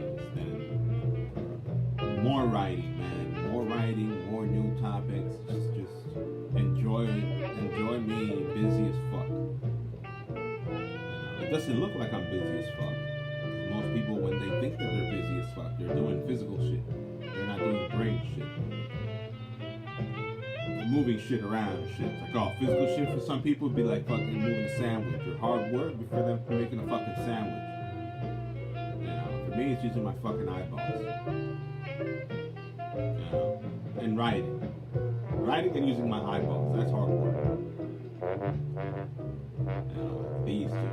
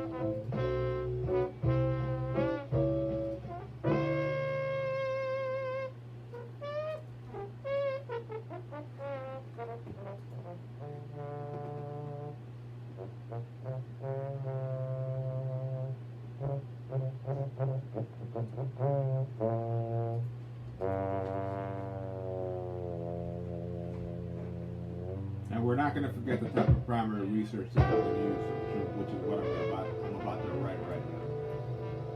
For this particular one, I'm guessing some primary research that I could incorporate could include dissertation research or research from other people. Segmentation,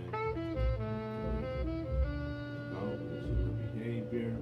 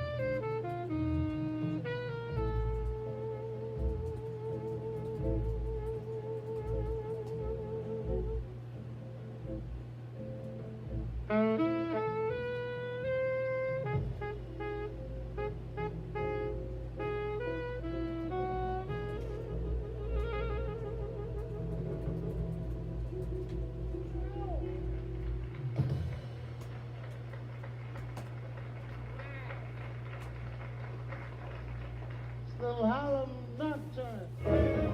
This is the Chiaroscuro channel on WVIA FM 89.9, WVIA FM HD1, Scranton, Wilkes-Barre, Hazleton, WVYA 89.7 FM, Williamsport, WTIO 88.3 FM, Mainsburg, Mansfield, WPAU 91.5 FM, Palmyra Township, and WVBU 90.5 FM, Lewisburg, with a translator in Pottsville at 94.9, made possible with support from the Richard L. Yingling Charitable Foundation.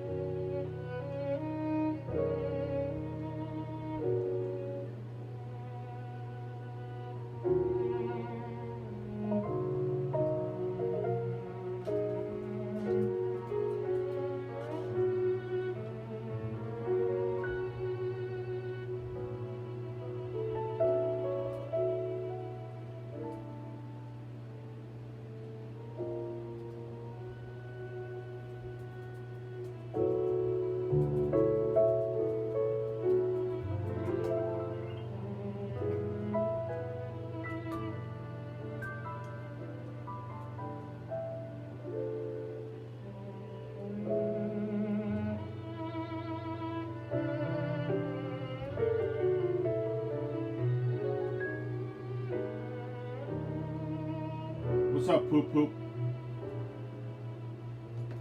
I'm just reading and writing, Poop Poop. That's pretty funny. This stream is about just watching me, just listening to jazz and watching me go to work, or watching me reading and writing. Luckily, I found you. I don't know how often, I don't know what time you fucking commented, but I noticed. Nice to see you around, Poop Poop.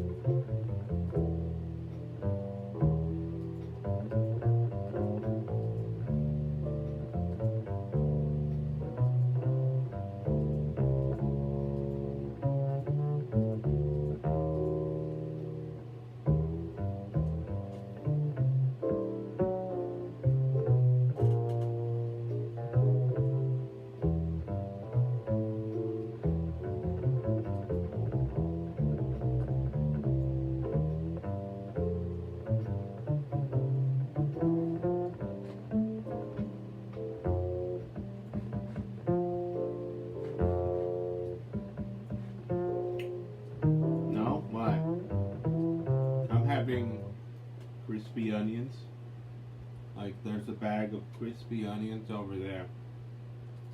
Why?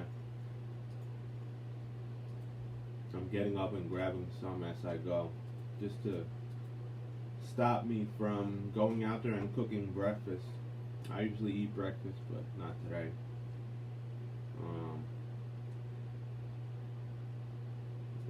Is it Maxwell for this week? Yeah. Wait, hold on. Let's check the.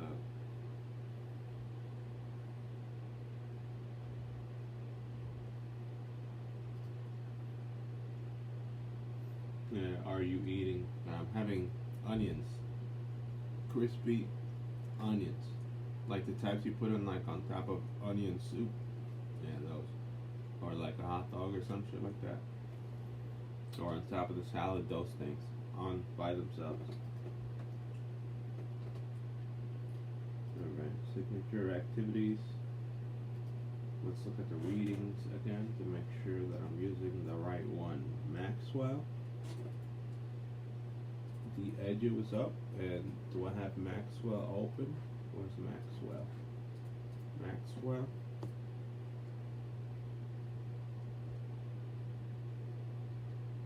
This one's Maxwell. So this one and this one is what I'm going to cite. For the most part, I'm just going to cite these two, the ones that are provided to me. I don't need to go that deep into citing anymore.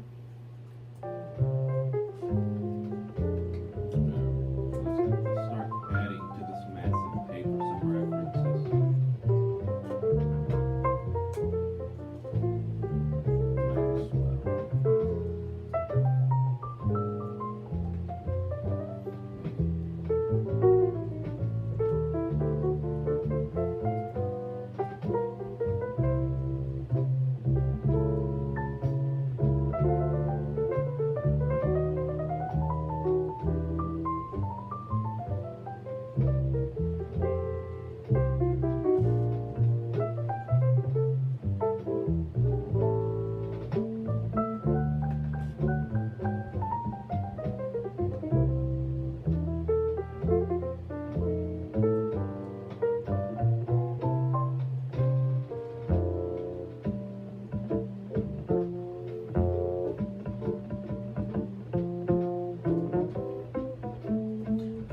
Citing. We're starting the site now, baby. We're on our way.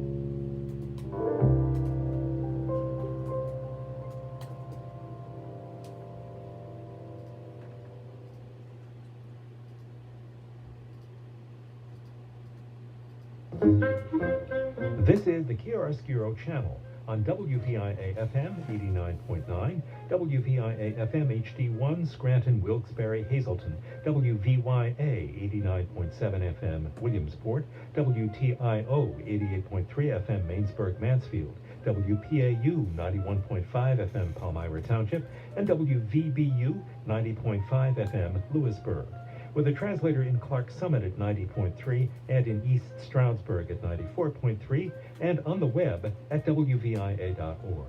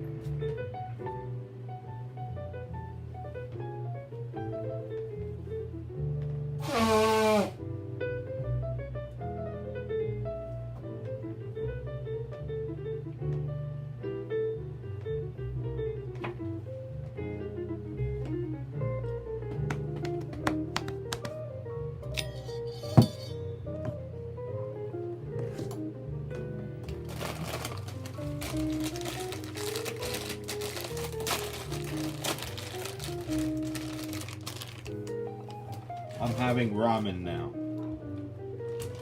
Very spicy ramen. And I'm not going to use the entire bag of bean paste because if you don't want a fucking rectal exorcism and your butthole to be so burned from eating too much fucking hot bean paste, you use like a little bit. Like not that much, a little bit. So this is what I'm having right now.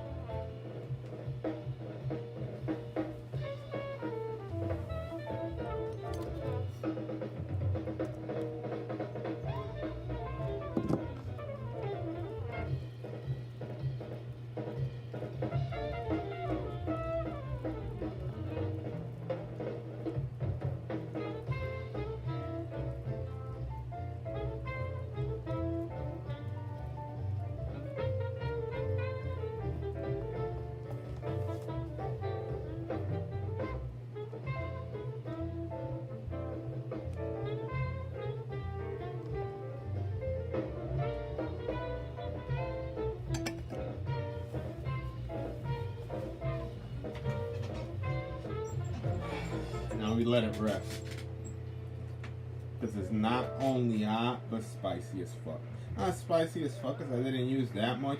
I don't know, before I had them, I don't know if they got spicier, but before I had these particular noodles, I used to be able to just put the entire motherfucking bean paste in that shit. And it was alright. Like, I wasn't going to decimate my bowels with, like, fucking hotter than fucking habanero peppers. It's hotter than habanero. It's like ghost pepper. It's like ghost pepper levels of fucking, and it isn't in your mouth. Like it's so funny. That particular type of noodle, Korean noodle, doesn't burn that much in the mouth. When you feel the fucking when you feel the motherfucking habanero, when you feel the ghost pepper come out, the ghost pepper, the motherfucking worse than Tabasco. Tabasco's like a bitch to that paste. Tabasco is literally like a number 2 on that paste. On all seriousness, like a 2. And it used to be like, they used to be like, alright.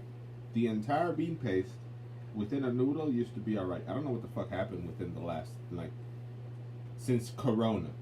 Yeah, because I had a package before Corona. And then Corona started. No, wait. When's the last time I went there? Yeah, I think. Unsure. Last 6-7 months, this shit got spicier. This shit got fucking bad. Like, the soil must have been really good where they make that paste. The soil, the weather, all conditions are perfect for that weather to just increase the spice to another fucking level. And the level is painful. Like, when that shit comes out, you're hurt. Like, you're like, oh my god, who lit a fire between my ass? Because it literally feels like in your mouth you're like, oh, you cough maybe once, but you get used to it and finish the noodle. Coming out, you're like, bruh, it's like you're sitting on top of burning embers. On all seriousness, you're sitting on a brick charcoal briquette, like the entire fucking, like you're putting, like it's so fucking hot that those noodles, if I were to use the entire paste, are so fucking hot coming out, not coming in your mouth is alright, but coming out it's like sticking. Like a Kingsford fucking piece of charcoal, straight when it's still nice and hard and big, fully lit, and trying to stick it in your ass. Like you put it right there, right next to the orifice of the rectum between the ass cheeks. That's how much that shit burns.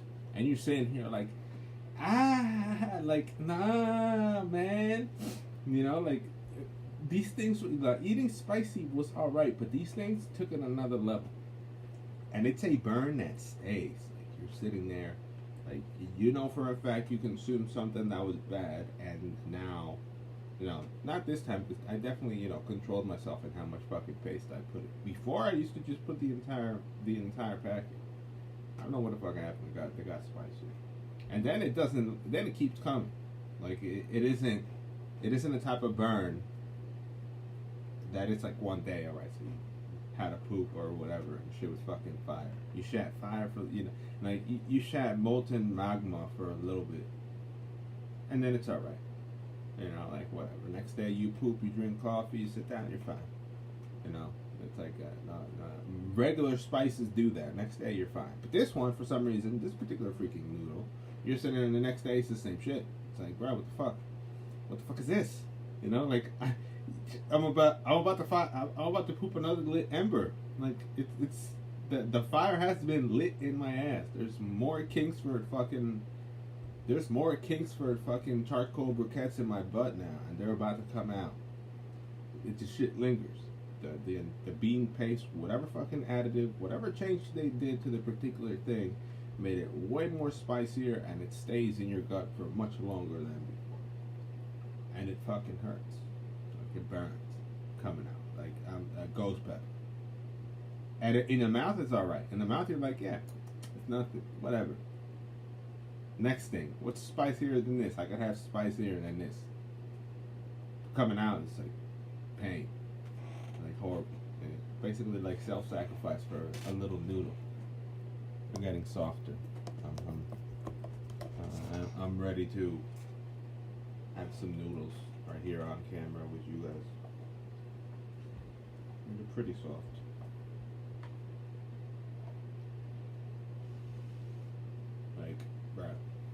Hey Baron, if you use the entire packet, you're gonna be struggling.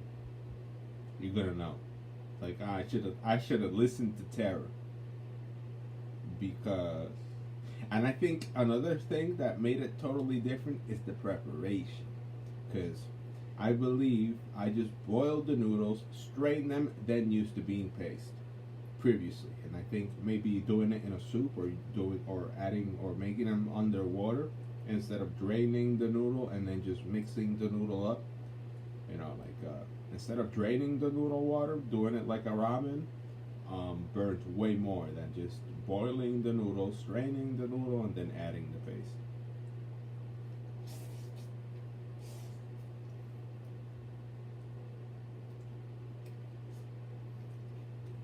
All right.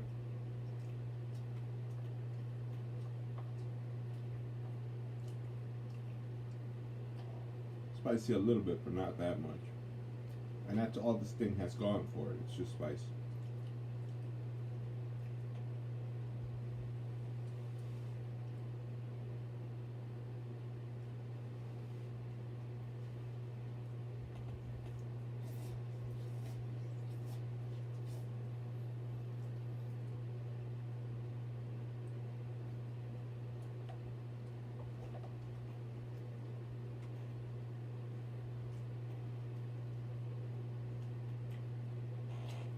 All right, let's keep riding.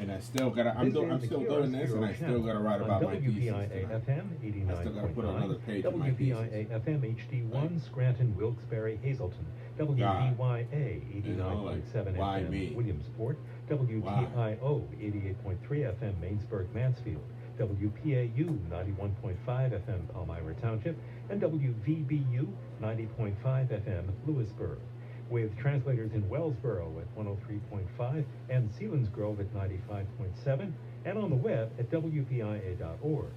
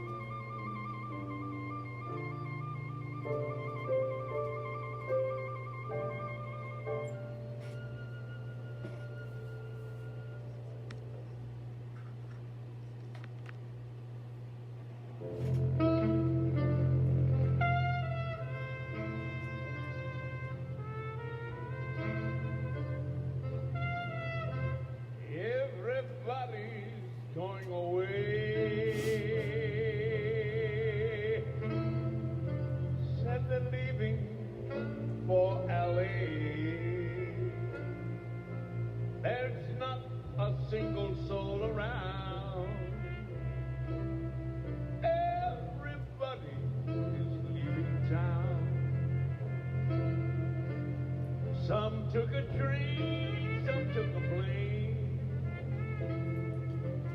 and the sunshine easy rain. They say this town's a waste of time. Guess they're making tracks to mine. Some gotta win, some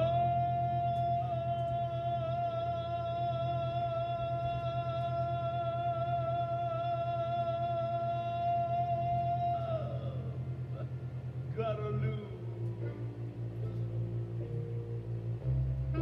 Good time Charlie has got the blues. Good time Charlie got the blues.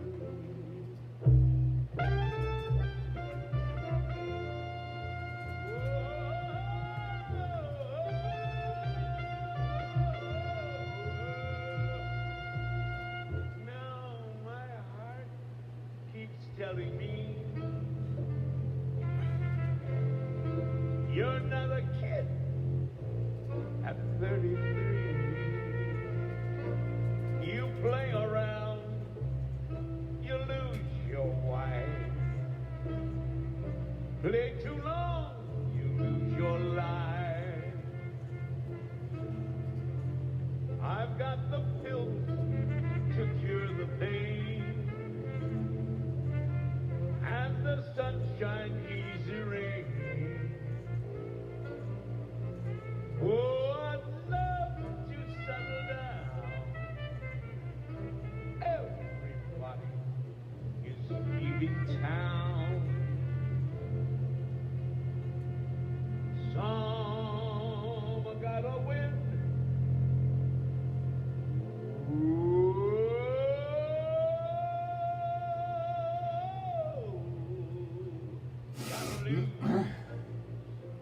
little spicy. Didn't make my mouth burn, but it made my nose Good water. time, Charlie.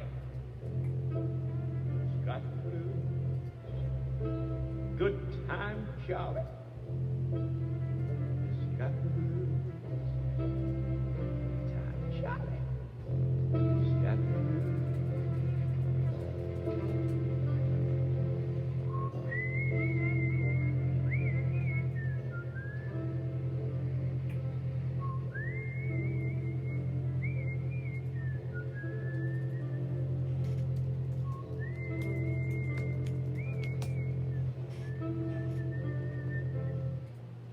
Good time, Charlie. Got the blues.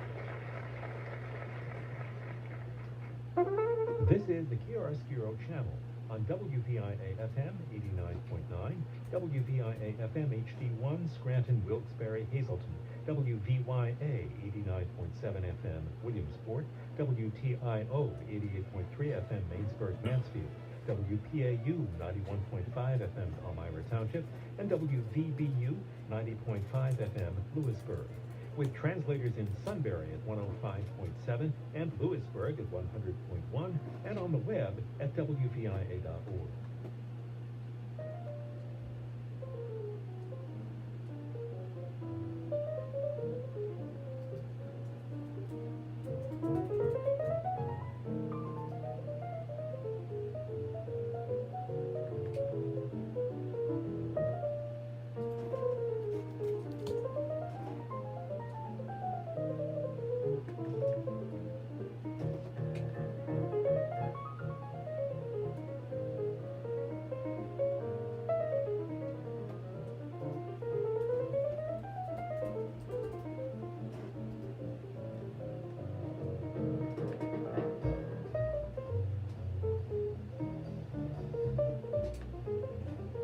I'm sitting here changing synonyms.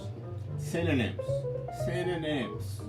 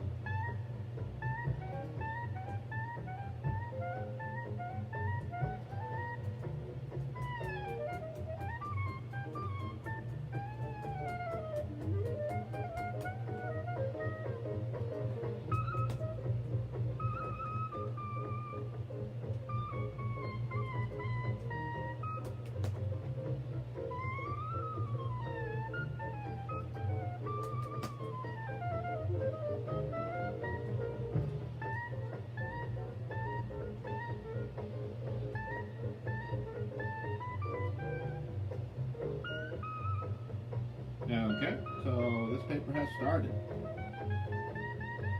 We're ready to begin the dissertation research.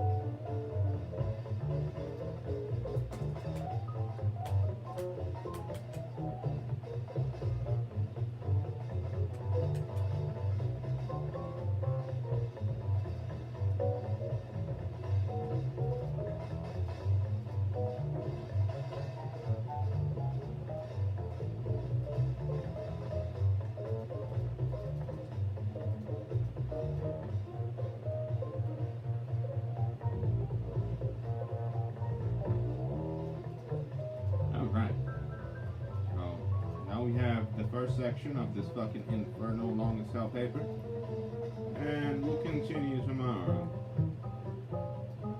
Now we're starting a dissertation research. Let's check grades are not in for the previous week.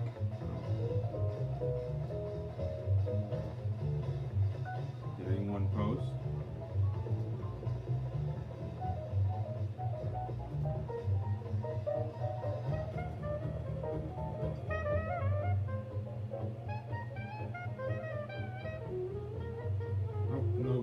Yet, so we're straight. It's time for dissertation research.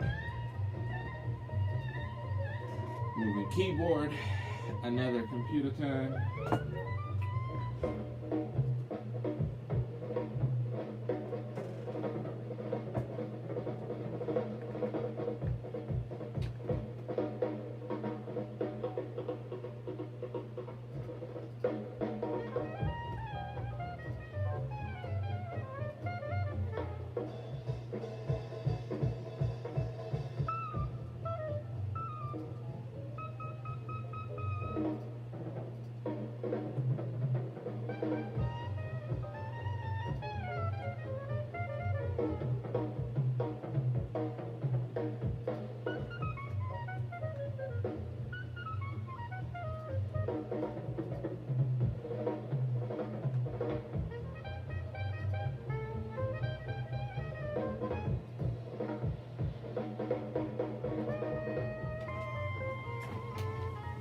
And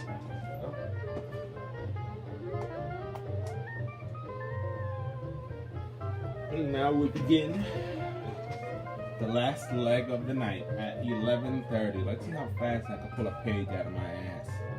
You know, like, see how fast.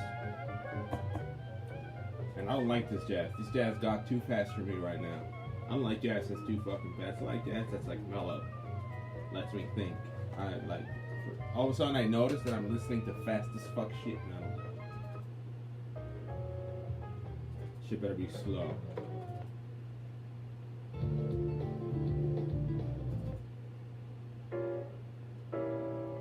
You're listening to A Taste.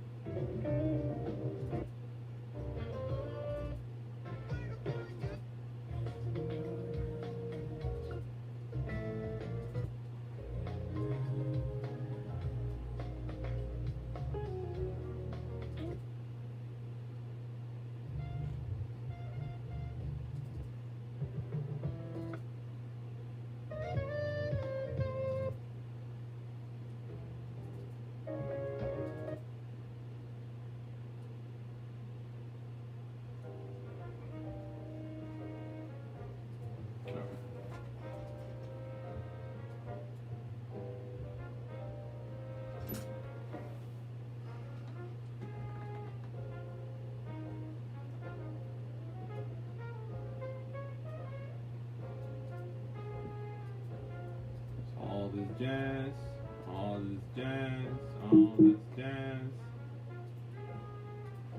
all this jazz. Open some other shit. Some other shit. This shit don't end. This shit don't end, gentlemen. This shit does not end.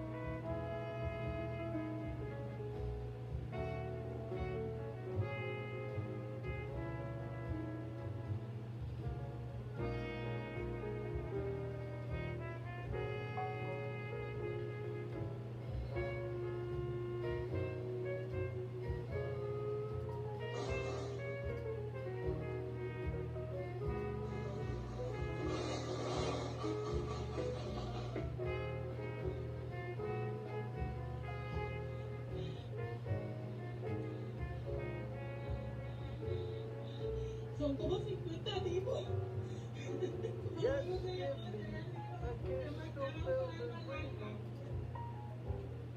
My imagination will drive off on that kiss. Sweetheart, I ask no more than this. A kiss to build a dream on.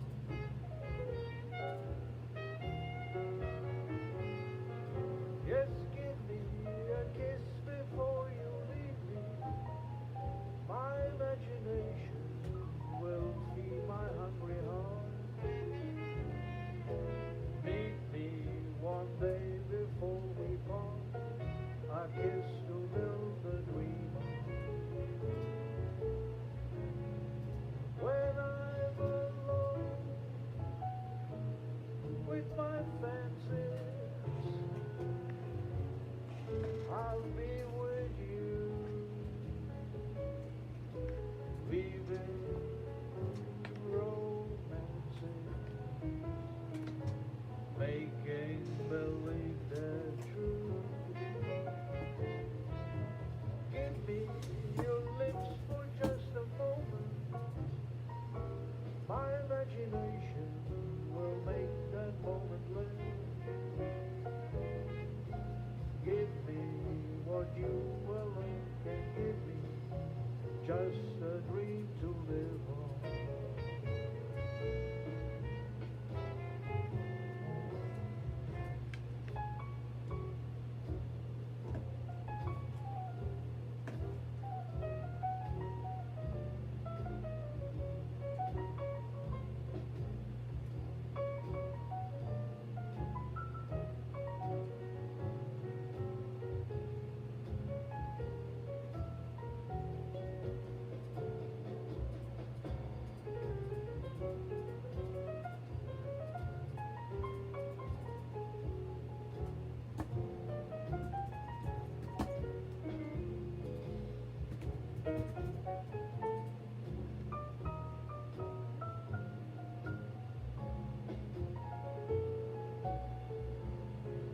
When I'm alone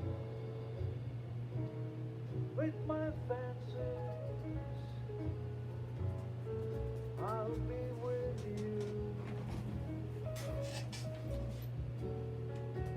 leaving romances, making believe they're true. Babe, give me your lips for just a moment. My imagination will make that moment live. Oh, give me what you alone can give me, just a dream to live on.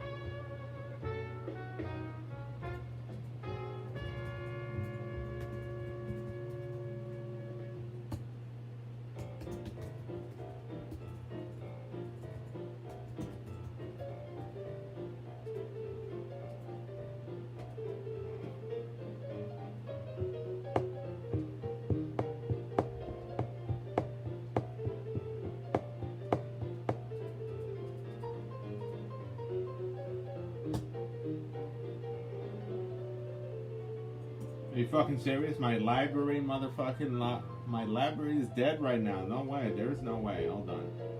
Gotta figure it out. The fuck? My library is dead right now, and all I need is a page. Not a page, but a citation. Like, I'm currently paraphrasing right now, using a fresh source. What the fuck, man? What the fuck?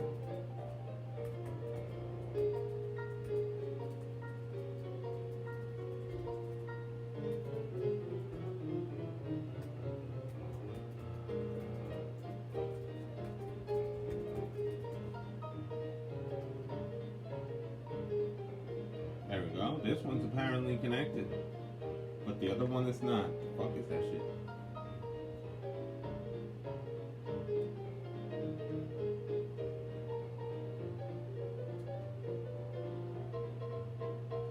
Fong? Fong. Alright, here we go. We got it. We're just gonna cite it. Hold on. Cite it through this method. Fucking assholes. Like, Jesus Christ, you know? Like, fucking cocksuckers. Trying to make this shit a little harder than it should be. Oh.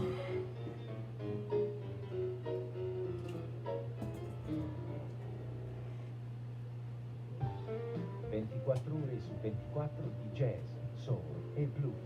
Radio Swiss Jazz. Music pure.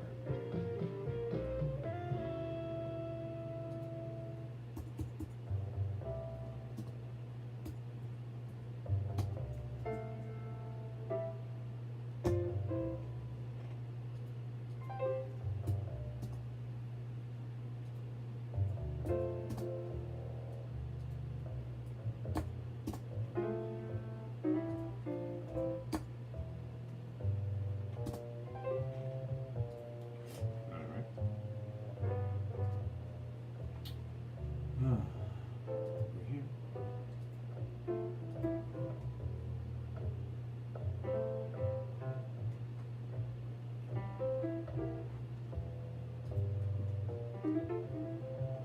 The pages? It has pages. Alright, good.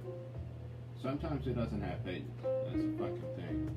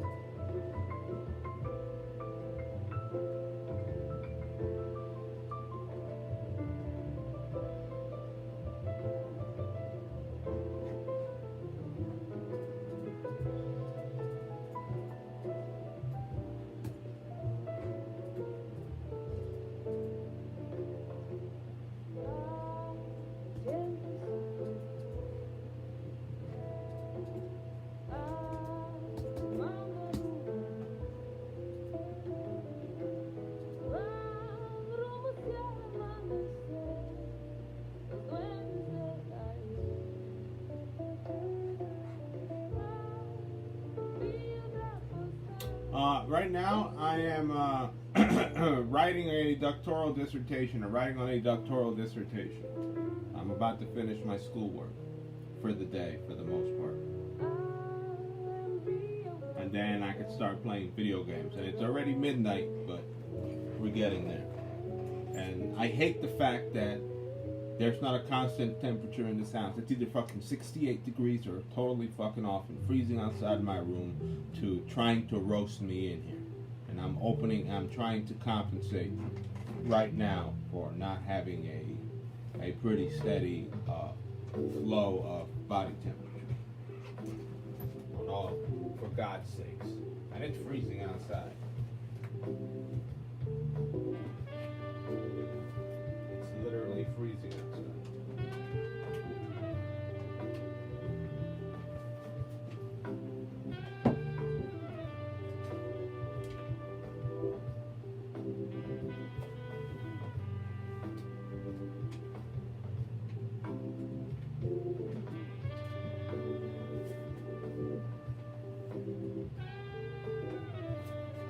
See if I can cool this shit. It's fucking cold as shit. I mean, hot as shit in here.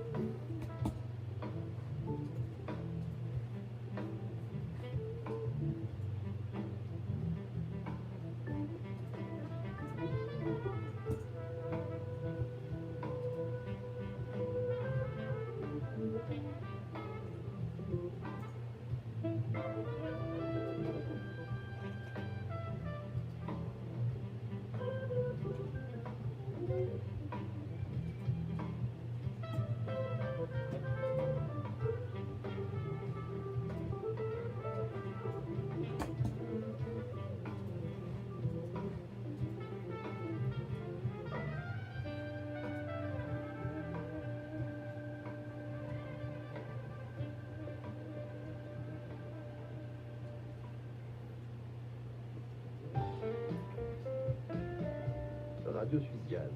Music. Pure. Jazz, soul et blues. Non-stop.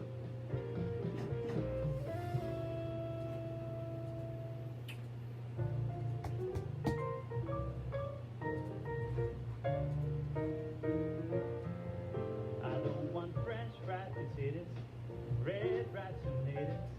I'm never satisfied. I want that French prime sauce with the odds and fate, with a pepper on the side. I don't want pork chops and bacon.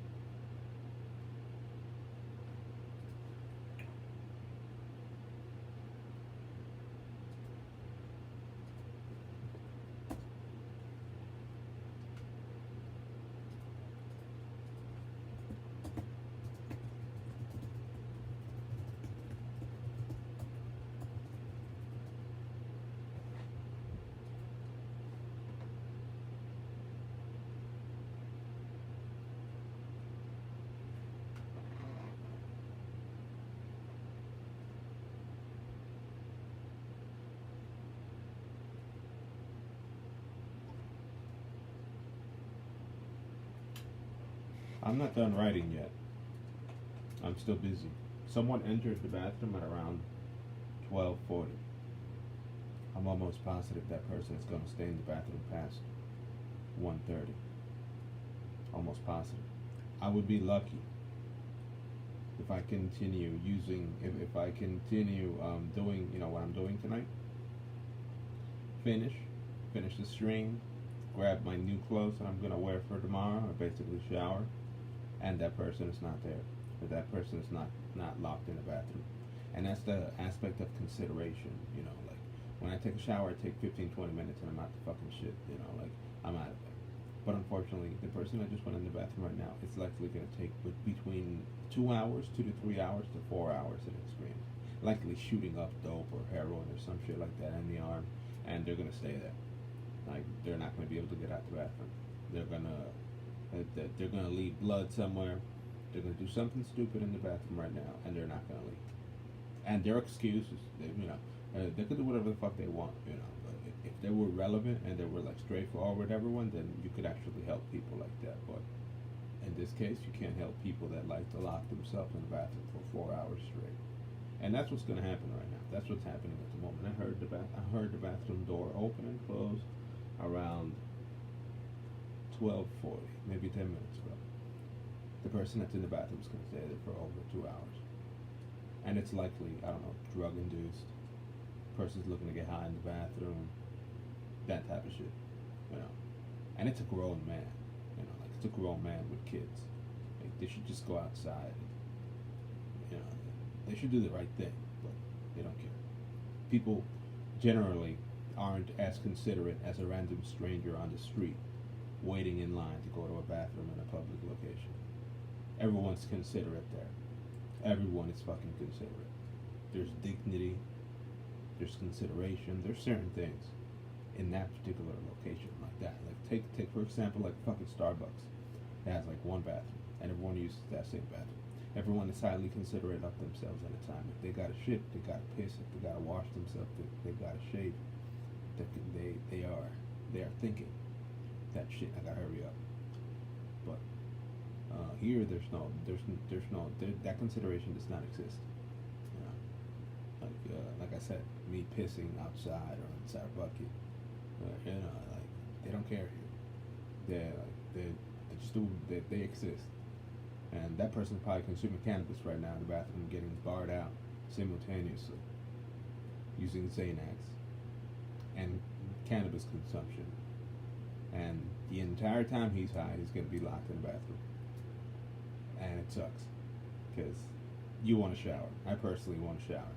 I want to go in the bathroom, use the facilities, dry my body, and get the fuck out. But it doesn't work like that. And the people that live in this house are so fucking toxic. They enable that type of shit. Like, it's alright, let them fucking stay in the bathroom forever. Fuck you, like fuck you. And they've been the ones, they are the ones that are technically a threat to my life. Like they are the ones that I need protective custody from.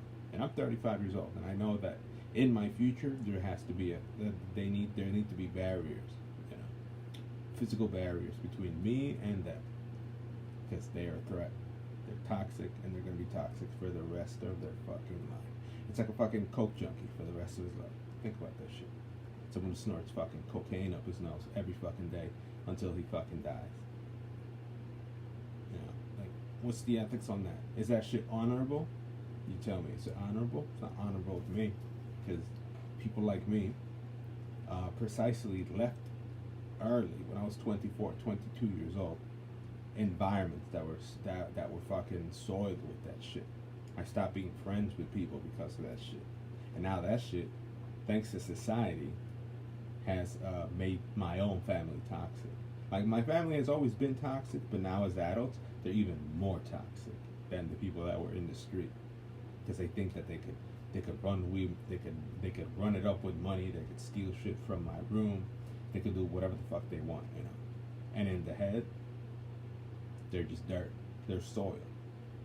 Soil. Pure soil.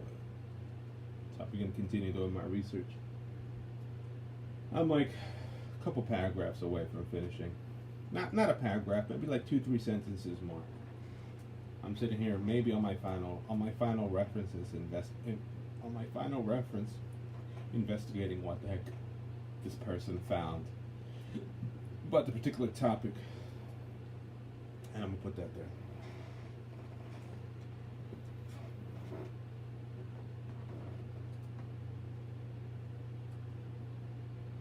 Oh, and note this shit. Know how crazy this shit is.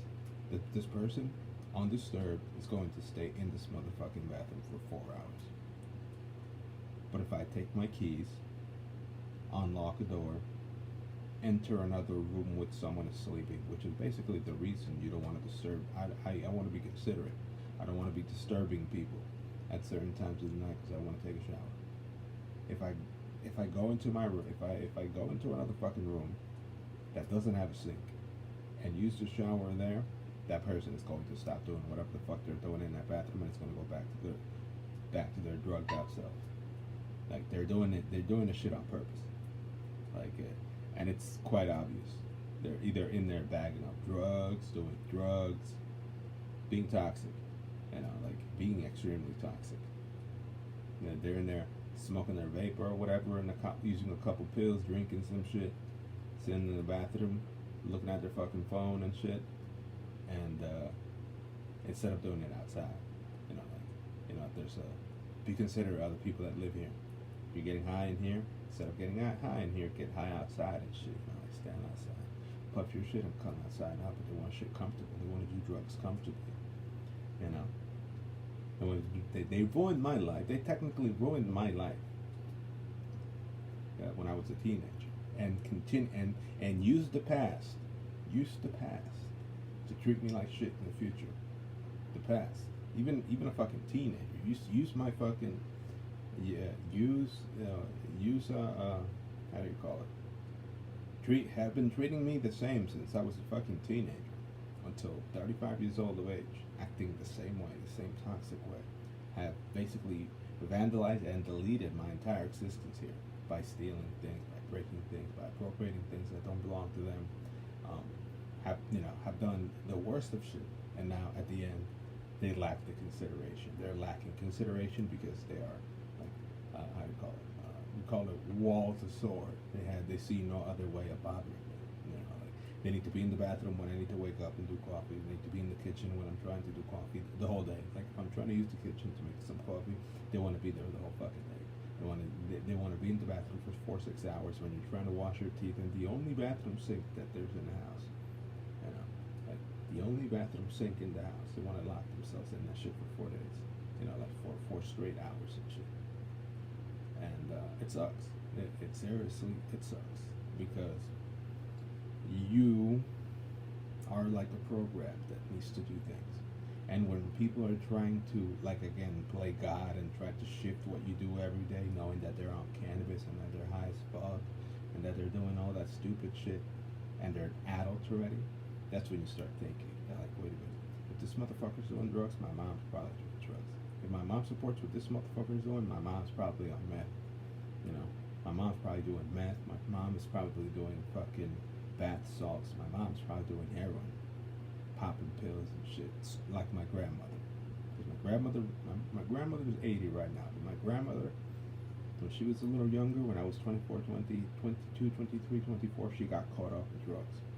Fucking the hoodlums were giving her fucking Oxycontin 50s. She was buying Oxycontin 50s from these motherfuckers. So she got hooked. And I'm almost positive my brother is selling, or my brother, my middle brother is doing drugs with my mom. Guaranteed. It's something that like it's something that's so specific that they have an alibi. They're so tight because they're fucking using together. Like it's fucking obvious. Like it's really fucking obvious. Users like to tag along and shit because they know there's gonna be free dope in play, and those are precisely the attitudes that are happening out here. I can only sit back and do what I need to do every day, but still lacking the regular consideration, having to fucking pee in a 2-liter bottle of Coke and shit like that, or knowing for a fact that it's just to bother people. Like the second I get in the shower, with precision, this person right now in the bathroom is gonna stay inside that fucking thing for 2-3 hours to get high, and once I go in the bathroom, in the other bathroom, not in this one, I'm gonna take the fucking keys. I'm gonna go into a room where someone else is sleeping. I'm across that room, go to the other bathroom, and that person is gonna fucking leave. The person is gonna exit that bathroom immediately like that. And I'm gonna open the door, and they're not gonna be there because they're doing it just for the fact that they know that I'm gonna take a shower after I'm done working. Just for the fact that I'm gonna shave my teeth and shave my face every day. Just for the fact that I need the kitchen. You know, making me wait. The lack of consideration. You know, like they have nothing to do, but they lack that consideration. Like there's no dishes. Let's put dishes there and do dishes when there's no dishes there. You know, that aspect. They're toxic. People are generally toxic as shit. When they're dealing with someone that's intelligent as me and that's as focused as me, that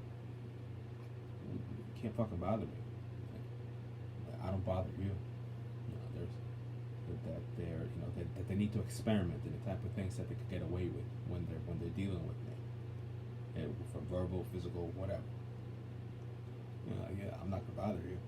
You're just looking for ways to take me off, like the noise, like banging on things, throwing doors, you know, punching the wall before they get to places, and they think that they are healthy. They're not healthy. I know for a fact. My mom has to be doing drugs with this motherfucker. Has to. She has to be sewing some shit. Just like my mother, just like my grandmother got caught fucking Oxycontin when she was young. The same shit. Like they're really tight. They're really tight.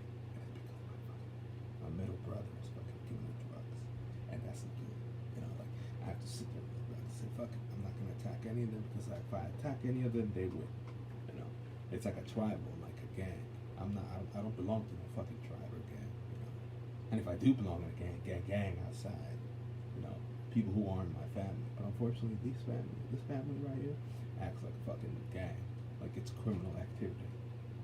It's actual criminal activity.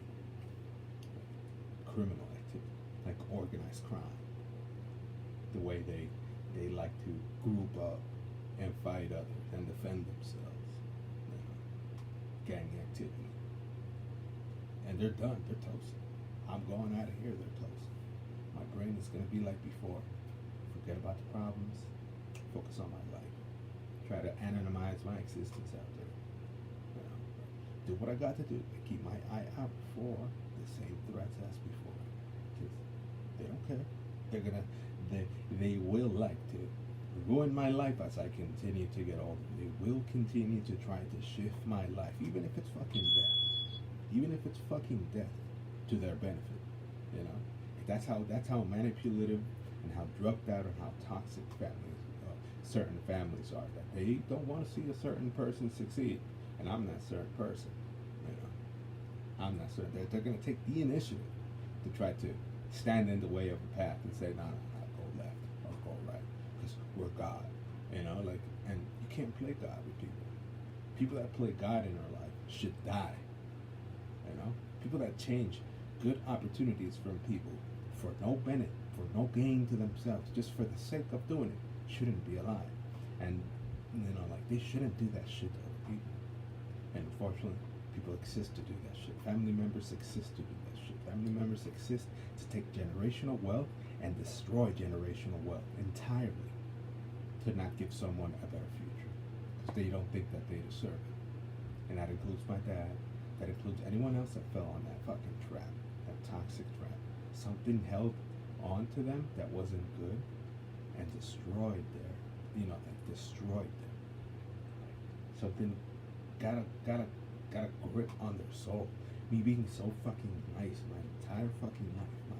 Like so fucking nice and good my entire fucking life. So that these people, or basically everyone that surrounded me, including my friends, gripped by the devil in such a fucking disgusting way that you could tell. That you know for a fact that these people are evil and these people have lost what they used to have. Like some people of my friends have not. And they show that with kindness. They show that with like, oh my goodness, Enrique, and they fucking come hug me and shit. Like those, some people recognize that they, like, I recognize of some people that are absolutely 100% still on the good side. But the majority of the people on my side in the bad side, and maybe those ones that do want to hug and shit, or to act good. Maybe they have gone to the dark side, but they aren't demonstrating it. But everyone that's around me have demonstrated that something else, something more negative is fucking has controlled their life in some shape or form.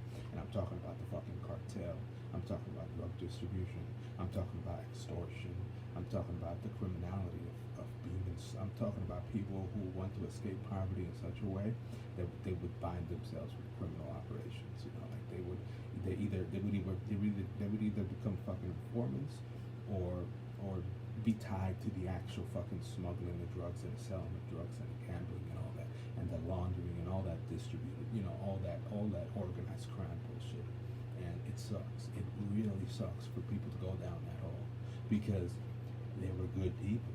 You know, like you grow up with these motherfuckers. You grow up with kids who were, you know, they were sick. When you met them, they were at the youngest. My earliest betrayals, the people that I met when I was like 7 to 8 years old, have betrayed me. You know, like physically betrayed me, like physically with actions, the same behavior that my family has, the same behavior. And it's, in my excuse or to my benefit, it's probably that they're all gay. That's the best way to put it. These people are fucking homosexuals. That's it. And they're closet homosexuals. And they're toxic closet homosexuals. They're toxic closet homosexuals. If they were open, everyone would know that they're gay. And they're like, right, whatever, everyone's fucking gay, and we're cool with them. You know, because that's how I am cool with them. They're gay and they're openly gay, fuck it. But if you're closet homosexual and you hold grudges to people who are straight because of what they're doing, because what they're doing in their life is a good thing, or because they're better than you, or because they're cuter, or because they have more girlfriends, or whatever the fuck excuse, dude, I ate from dumpsters. Dude, I slept on the ground. I did this bunch of shit for these people to come be doing this shit to me, you know? Like, I struggled in my life. My shit wasn't easy. They think that they struggled and they've received everything on a golden platter. They're silver spoons. All of them are fucking silver spoons. The only dirt from soil motherfucker with 5 fingers here is me. Multiple degrees is me. The one still busting his ass at 35 years old here is me.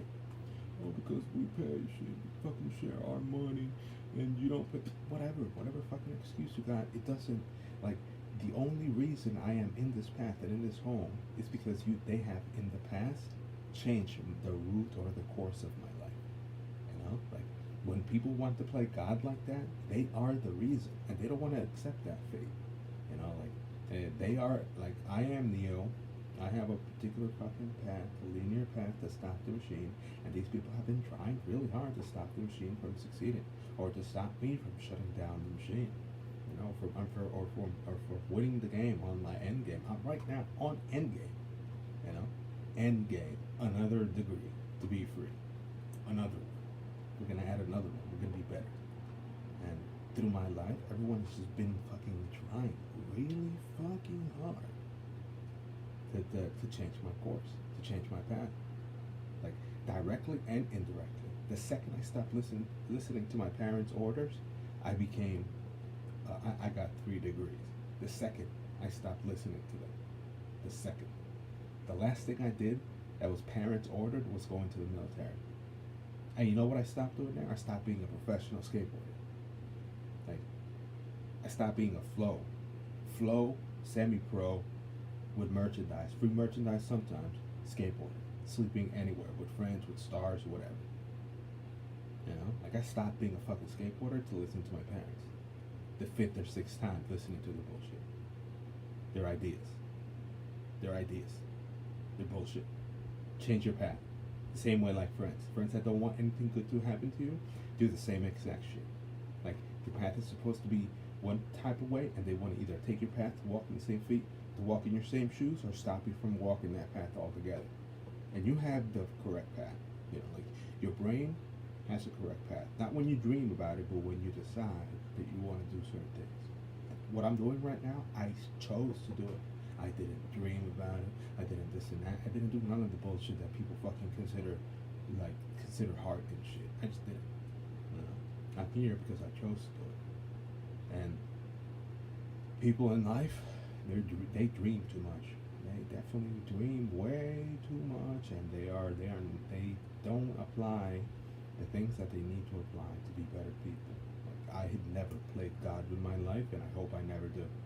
You know, I've never played God with anyone else's life, and I hope I never do. I hope I never intervene with the path of someone's life in a way that they have intervened with mine, from friends, family members, close family members, external family members, all of them.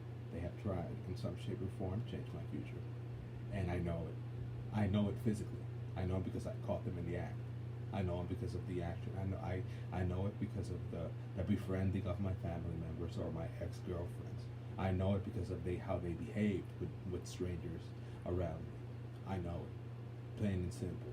People who are trying to stop you from succeeding, but people who are trying to stop you from you having what they have. You know, they have something. It's like unique. It binds them together like a mother and son using drugs together and shit. Behind other son's back, they have something, and they don't want you to have that something. And at times, they have something that's more in common. Like I said before, they could all be gay. They could all like heroin or some shit like that. Something ties them together. But humanity itself is just toxic to intellectuals. It's extremely. People like me I don't over rationalize shit, but I know a lot, and I'm not stupid with my surroundings. I have a lot of memory, and I remember clearly incidents that happened today, that happened yesterday, that happened 15, 20 years ago, and they can't hide from the truth. Nobody can hide from the truth. Maybe I'm actually Mr. Smith and they are Neo trying to get away and shit. Maybe it's that way, but I know for a fact that they have tried. That the only reason why I'm here doing all this shit that I'm doing right now because of their lack of support when I needed it, because of this and that. And now I'm super successful now, and I'm probably still they had the most hated, the most envied by friends, the most envied by friends, blah blah blah. You know, like I'm probably that guy still, but it's their fault. They could have just let me be a fucking professional bodyboarder or supported me then. They could have just let me be a skateboarder and ignored me instead of going to the military too, knowing for a fact that they had already ruined my skateboarding career, that they had already tried to befriend everyone I knew behind my back as I started skateboarding, because they were having contact. The people that I knew from skateboards were having contact with them, and they all share the same alibi. Oh, we don't know each other, you know, like, of course you guys know each other. I'm not fucking stupid, you know? Like, I'm not fucking stupid. And when people are like that they think that you're stupid, you prove them wrong by, 3 degrees. Like, you thought I was a bum in the street, huh? You know, like, you thought I wasn't gonna be worse shit. And I'm still sitting here at 1:13 in the morning, doing dissertation research, knowing that it's been 30 minutes and someone's gonna stay locked in a bathroom getting high for the next hour or two. You know, and I still want to shower. So I won't shower. I'm not stupid. So I'm going to continue writing. Hopefully I get these last words in for this paragraph. And, hope you guys enjoyed this late night rant with Terror Destroyer 5K. I'm currently writing dissertation research, and I look pretty weird because I have fucking vacuum plugs and sound deafening, but I like it. It allows me to think deeper without distractions. There's no thuds, thumps, crackles. There's no anything that could bother me at this point. So let's continue what we need to do.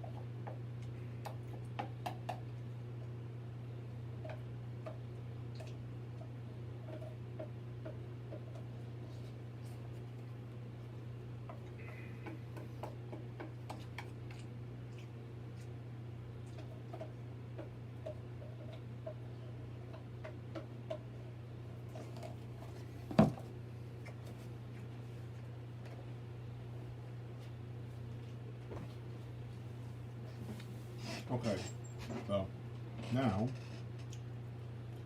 the plan is, hey Siri, hey Alexa, can you make the light green? Okay. All right. The plan right now, I'm not quite sure how to help you with that. knowing that it's 1 a.m. and I spent writing about 6, 7, 8, 9, 10, 11, 12, 1, 1.5, about 8 hours writing. 8 hours writing. Can you write 8 hours for a little bit? Can you give me a couple pages, 8 hours a day? Can you give me a couple pages? Can you give me a couple pages? Just a couple pages. Come on. Can you think like me? I don't think you can. You're gonna have to need a lot of friends to do your work for you, or snort a lot of cocaine, because you're not gonna be able to do it like me. Like I'm special like that. It's 8 hours. You know? You have no idea all the things that I've completed through several things right now, just for one day. Just to sort of be up to date with the daily quota, because the quota this week was a little bit extreme. Not extreme, but you needed Tuesday and Wednesday to start it up. Like you need 2 days extra, and I'm at 2 days extra right now. Like I usually start writing weekly things on Thursday. Like Thursday is the key writing day. Like I'm gonna give Thursday the entire day on what I need to do. But today, I wrote a big. I read 3 journals and added a question. Basically, have to add a question about a topic. Then after the question, I added an introduction to a massive paper and the first bullet point of the paper, the first topic, which is data. And then after that, I added a whole page to my doctoral thesis. So it's all right, you know. It's all right. I like it. I like it. I like what I'm doing, and I know for a fact that I'm gonna grab my clothes, grab my towel, and the people in this house aren't going to be considerate, and there's gonna be someone in the bathroom doing drugs and shit, and I don't like it, so I'm gonna have to take the keys. I'm almost positive. Like, it's that gut feeling that you're like, I'm not gonna open the door because I know that when I open the door, someone's gonna be in the bathroom. I'd rather just pee in this bucket. You know, like that, gut feeling. And it's every day. That gut feeling is every single fucking day. And there's only a couple people here in the house. This house isn't like 6, 7 people inside it, you know, like there isn't fucking 10 people in the house. It's just one person, child being considered. You know, one person that doesn't give a fuck and thinks that the same way as the same way the person may think that the kitchen is something to hang out for 8 hours, having other people want to cook shit within it. The same idea with the bathroom. Communal area that you can just sit in and hang out or whatever. And unfortunately, I'm already, I have a spidey sense that tells me the bathroom's gonna be taken. It's 1:42. There's fucking drugs being used in that motherfucker right now. There's no other way. There's no other reason to hide in the bathroom or pass the fuck out with a fucking needle in your arm in the toilet like this, like a piece of shit. Shit, you know, like, that's probably what happened. That's probably what's happening in the bathroom, because it's like you sort of have an idea. So I'm gonna grab my shit, clothes, towel, and all. I'm gonna enter the room where there's someone sleeping, and I'm gonna take a shower. And I'm gonna restart everything. So I'm gonna restart the computer. Everything is ready to go. Let's see. Updated, everything's updated. I'm going to disconnect my backup disk.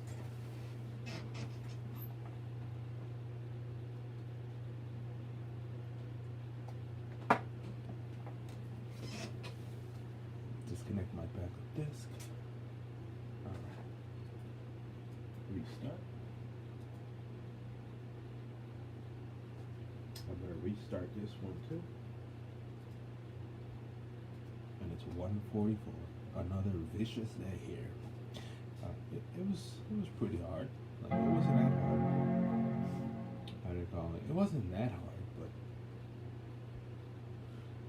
I did a lot of work. And I usually do a lot. Like I usually do maybe less work than that today. So if today would have been a normal day, I wouldn't have to do I wouldn't have to done the introduction and the first paragraph, and not the first paragraph, the first 2.5 pages. It was 2 pages. I think it was like 2 pages. Yeah. So I wouldn't have to done the introduction and the first 2 pages of the paper today, because obviously according to time, what I need to do within a couple of days is going to be serious. So tomorrow is going to be the same exact thing. A little bit like another bullshit question, or whatever, and then 2 more bullet points to that, and it's Wednesday, and then Thursday is basically three of those, like all the information provided, and hopefully I'm nice and thorough. I like to be thorough with my scientific, or with my what I do. So I gotta sort of make sure that I add everything that I want to add to it, like anything related to that topic and my ideas. I want to add everything to it, so that in the end of the course, it's like a 60-70 page project. Shit. Like that, you give less fucking room for the person to be like, oh, it's empty and shit. Nah, you give them everything. You give them everything that you want to be in there, the way it should be. So yeah, I'm going to leave this room with the keys, suspecting that there's someone in the bathroom right now. It sucks. It fucking sucks. When you want to wake up and take that piss, and that piss is totally gone because there's someone in the bathroom. You know what I'm talking about right there. Like you want to fucking pee so you don't want to pee so bad, but you're asleep like a motherfucker. You got toothbrush and razor blade in your hand. Walk into the bathroom. You got to the bathroom. So and the regular things that people do at that particular moment is fucking piss. So if you sort of your body asleep felt that you were about to piss, that piss is gone because there's someone in the way. You know, like your brain thought about peeing, but now it's not peeing. Now it's not peeing anymore in the morning because there's someone in the fucking bathroom. Because someone's inconsiderate as fuck and uses that bathroom to get high, and it sucks. I have to deal with that shit. Or the same thing like pooping. Like you want to poop, and it isn't like a communal bathroom. A communal bathroom, your brain, you're like, all right, I gotta wait. I'm gonna stand in line and wait for it. You know? I'm gonna stand in line and wait for it because I know for a fact that there's consideration, there's dignity, and people are going to exit the bathroom in a moment so that others could use the bathroom. There's none of that bullshit here.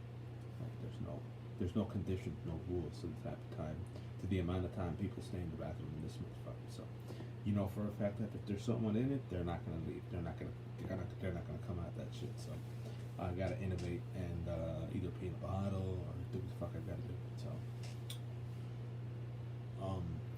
I'm gonna shut down the stream.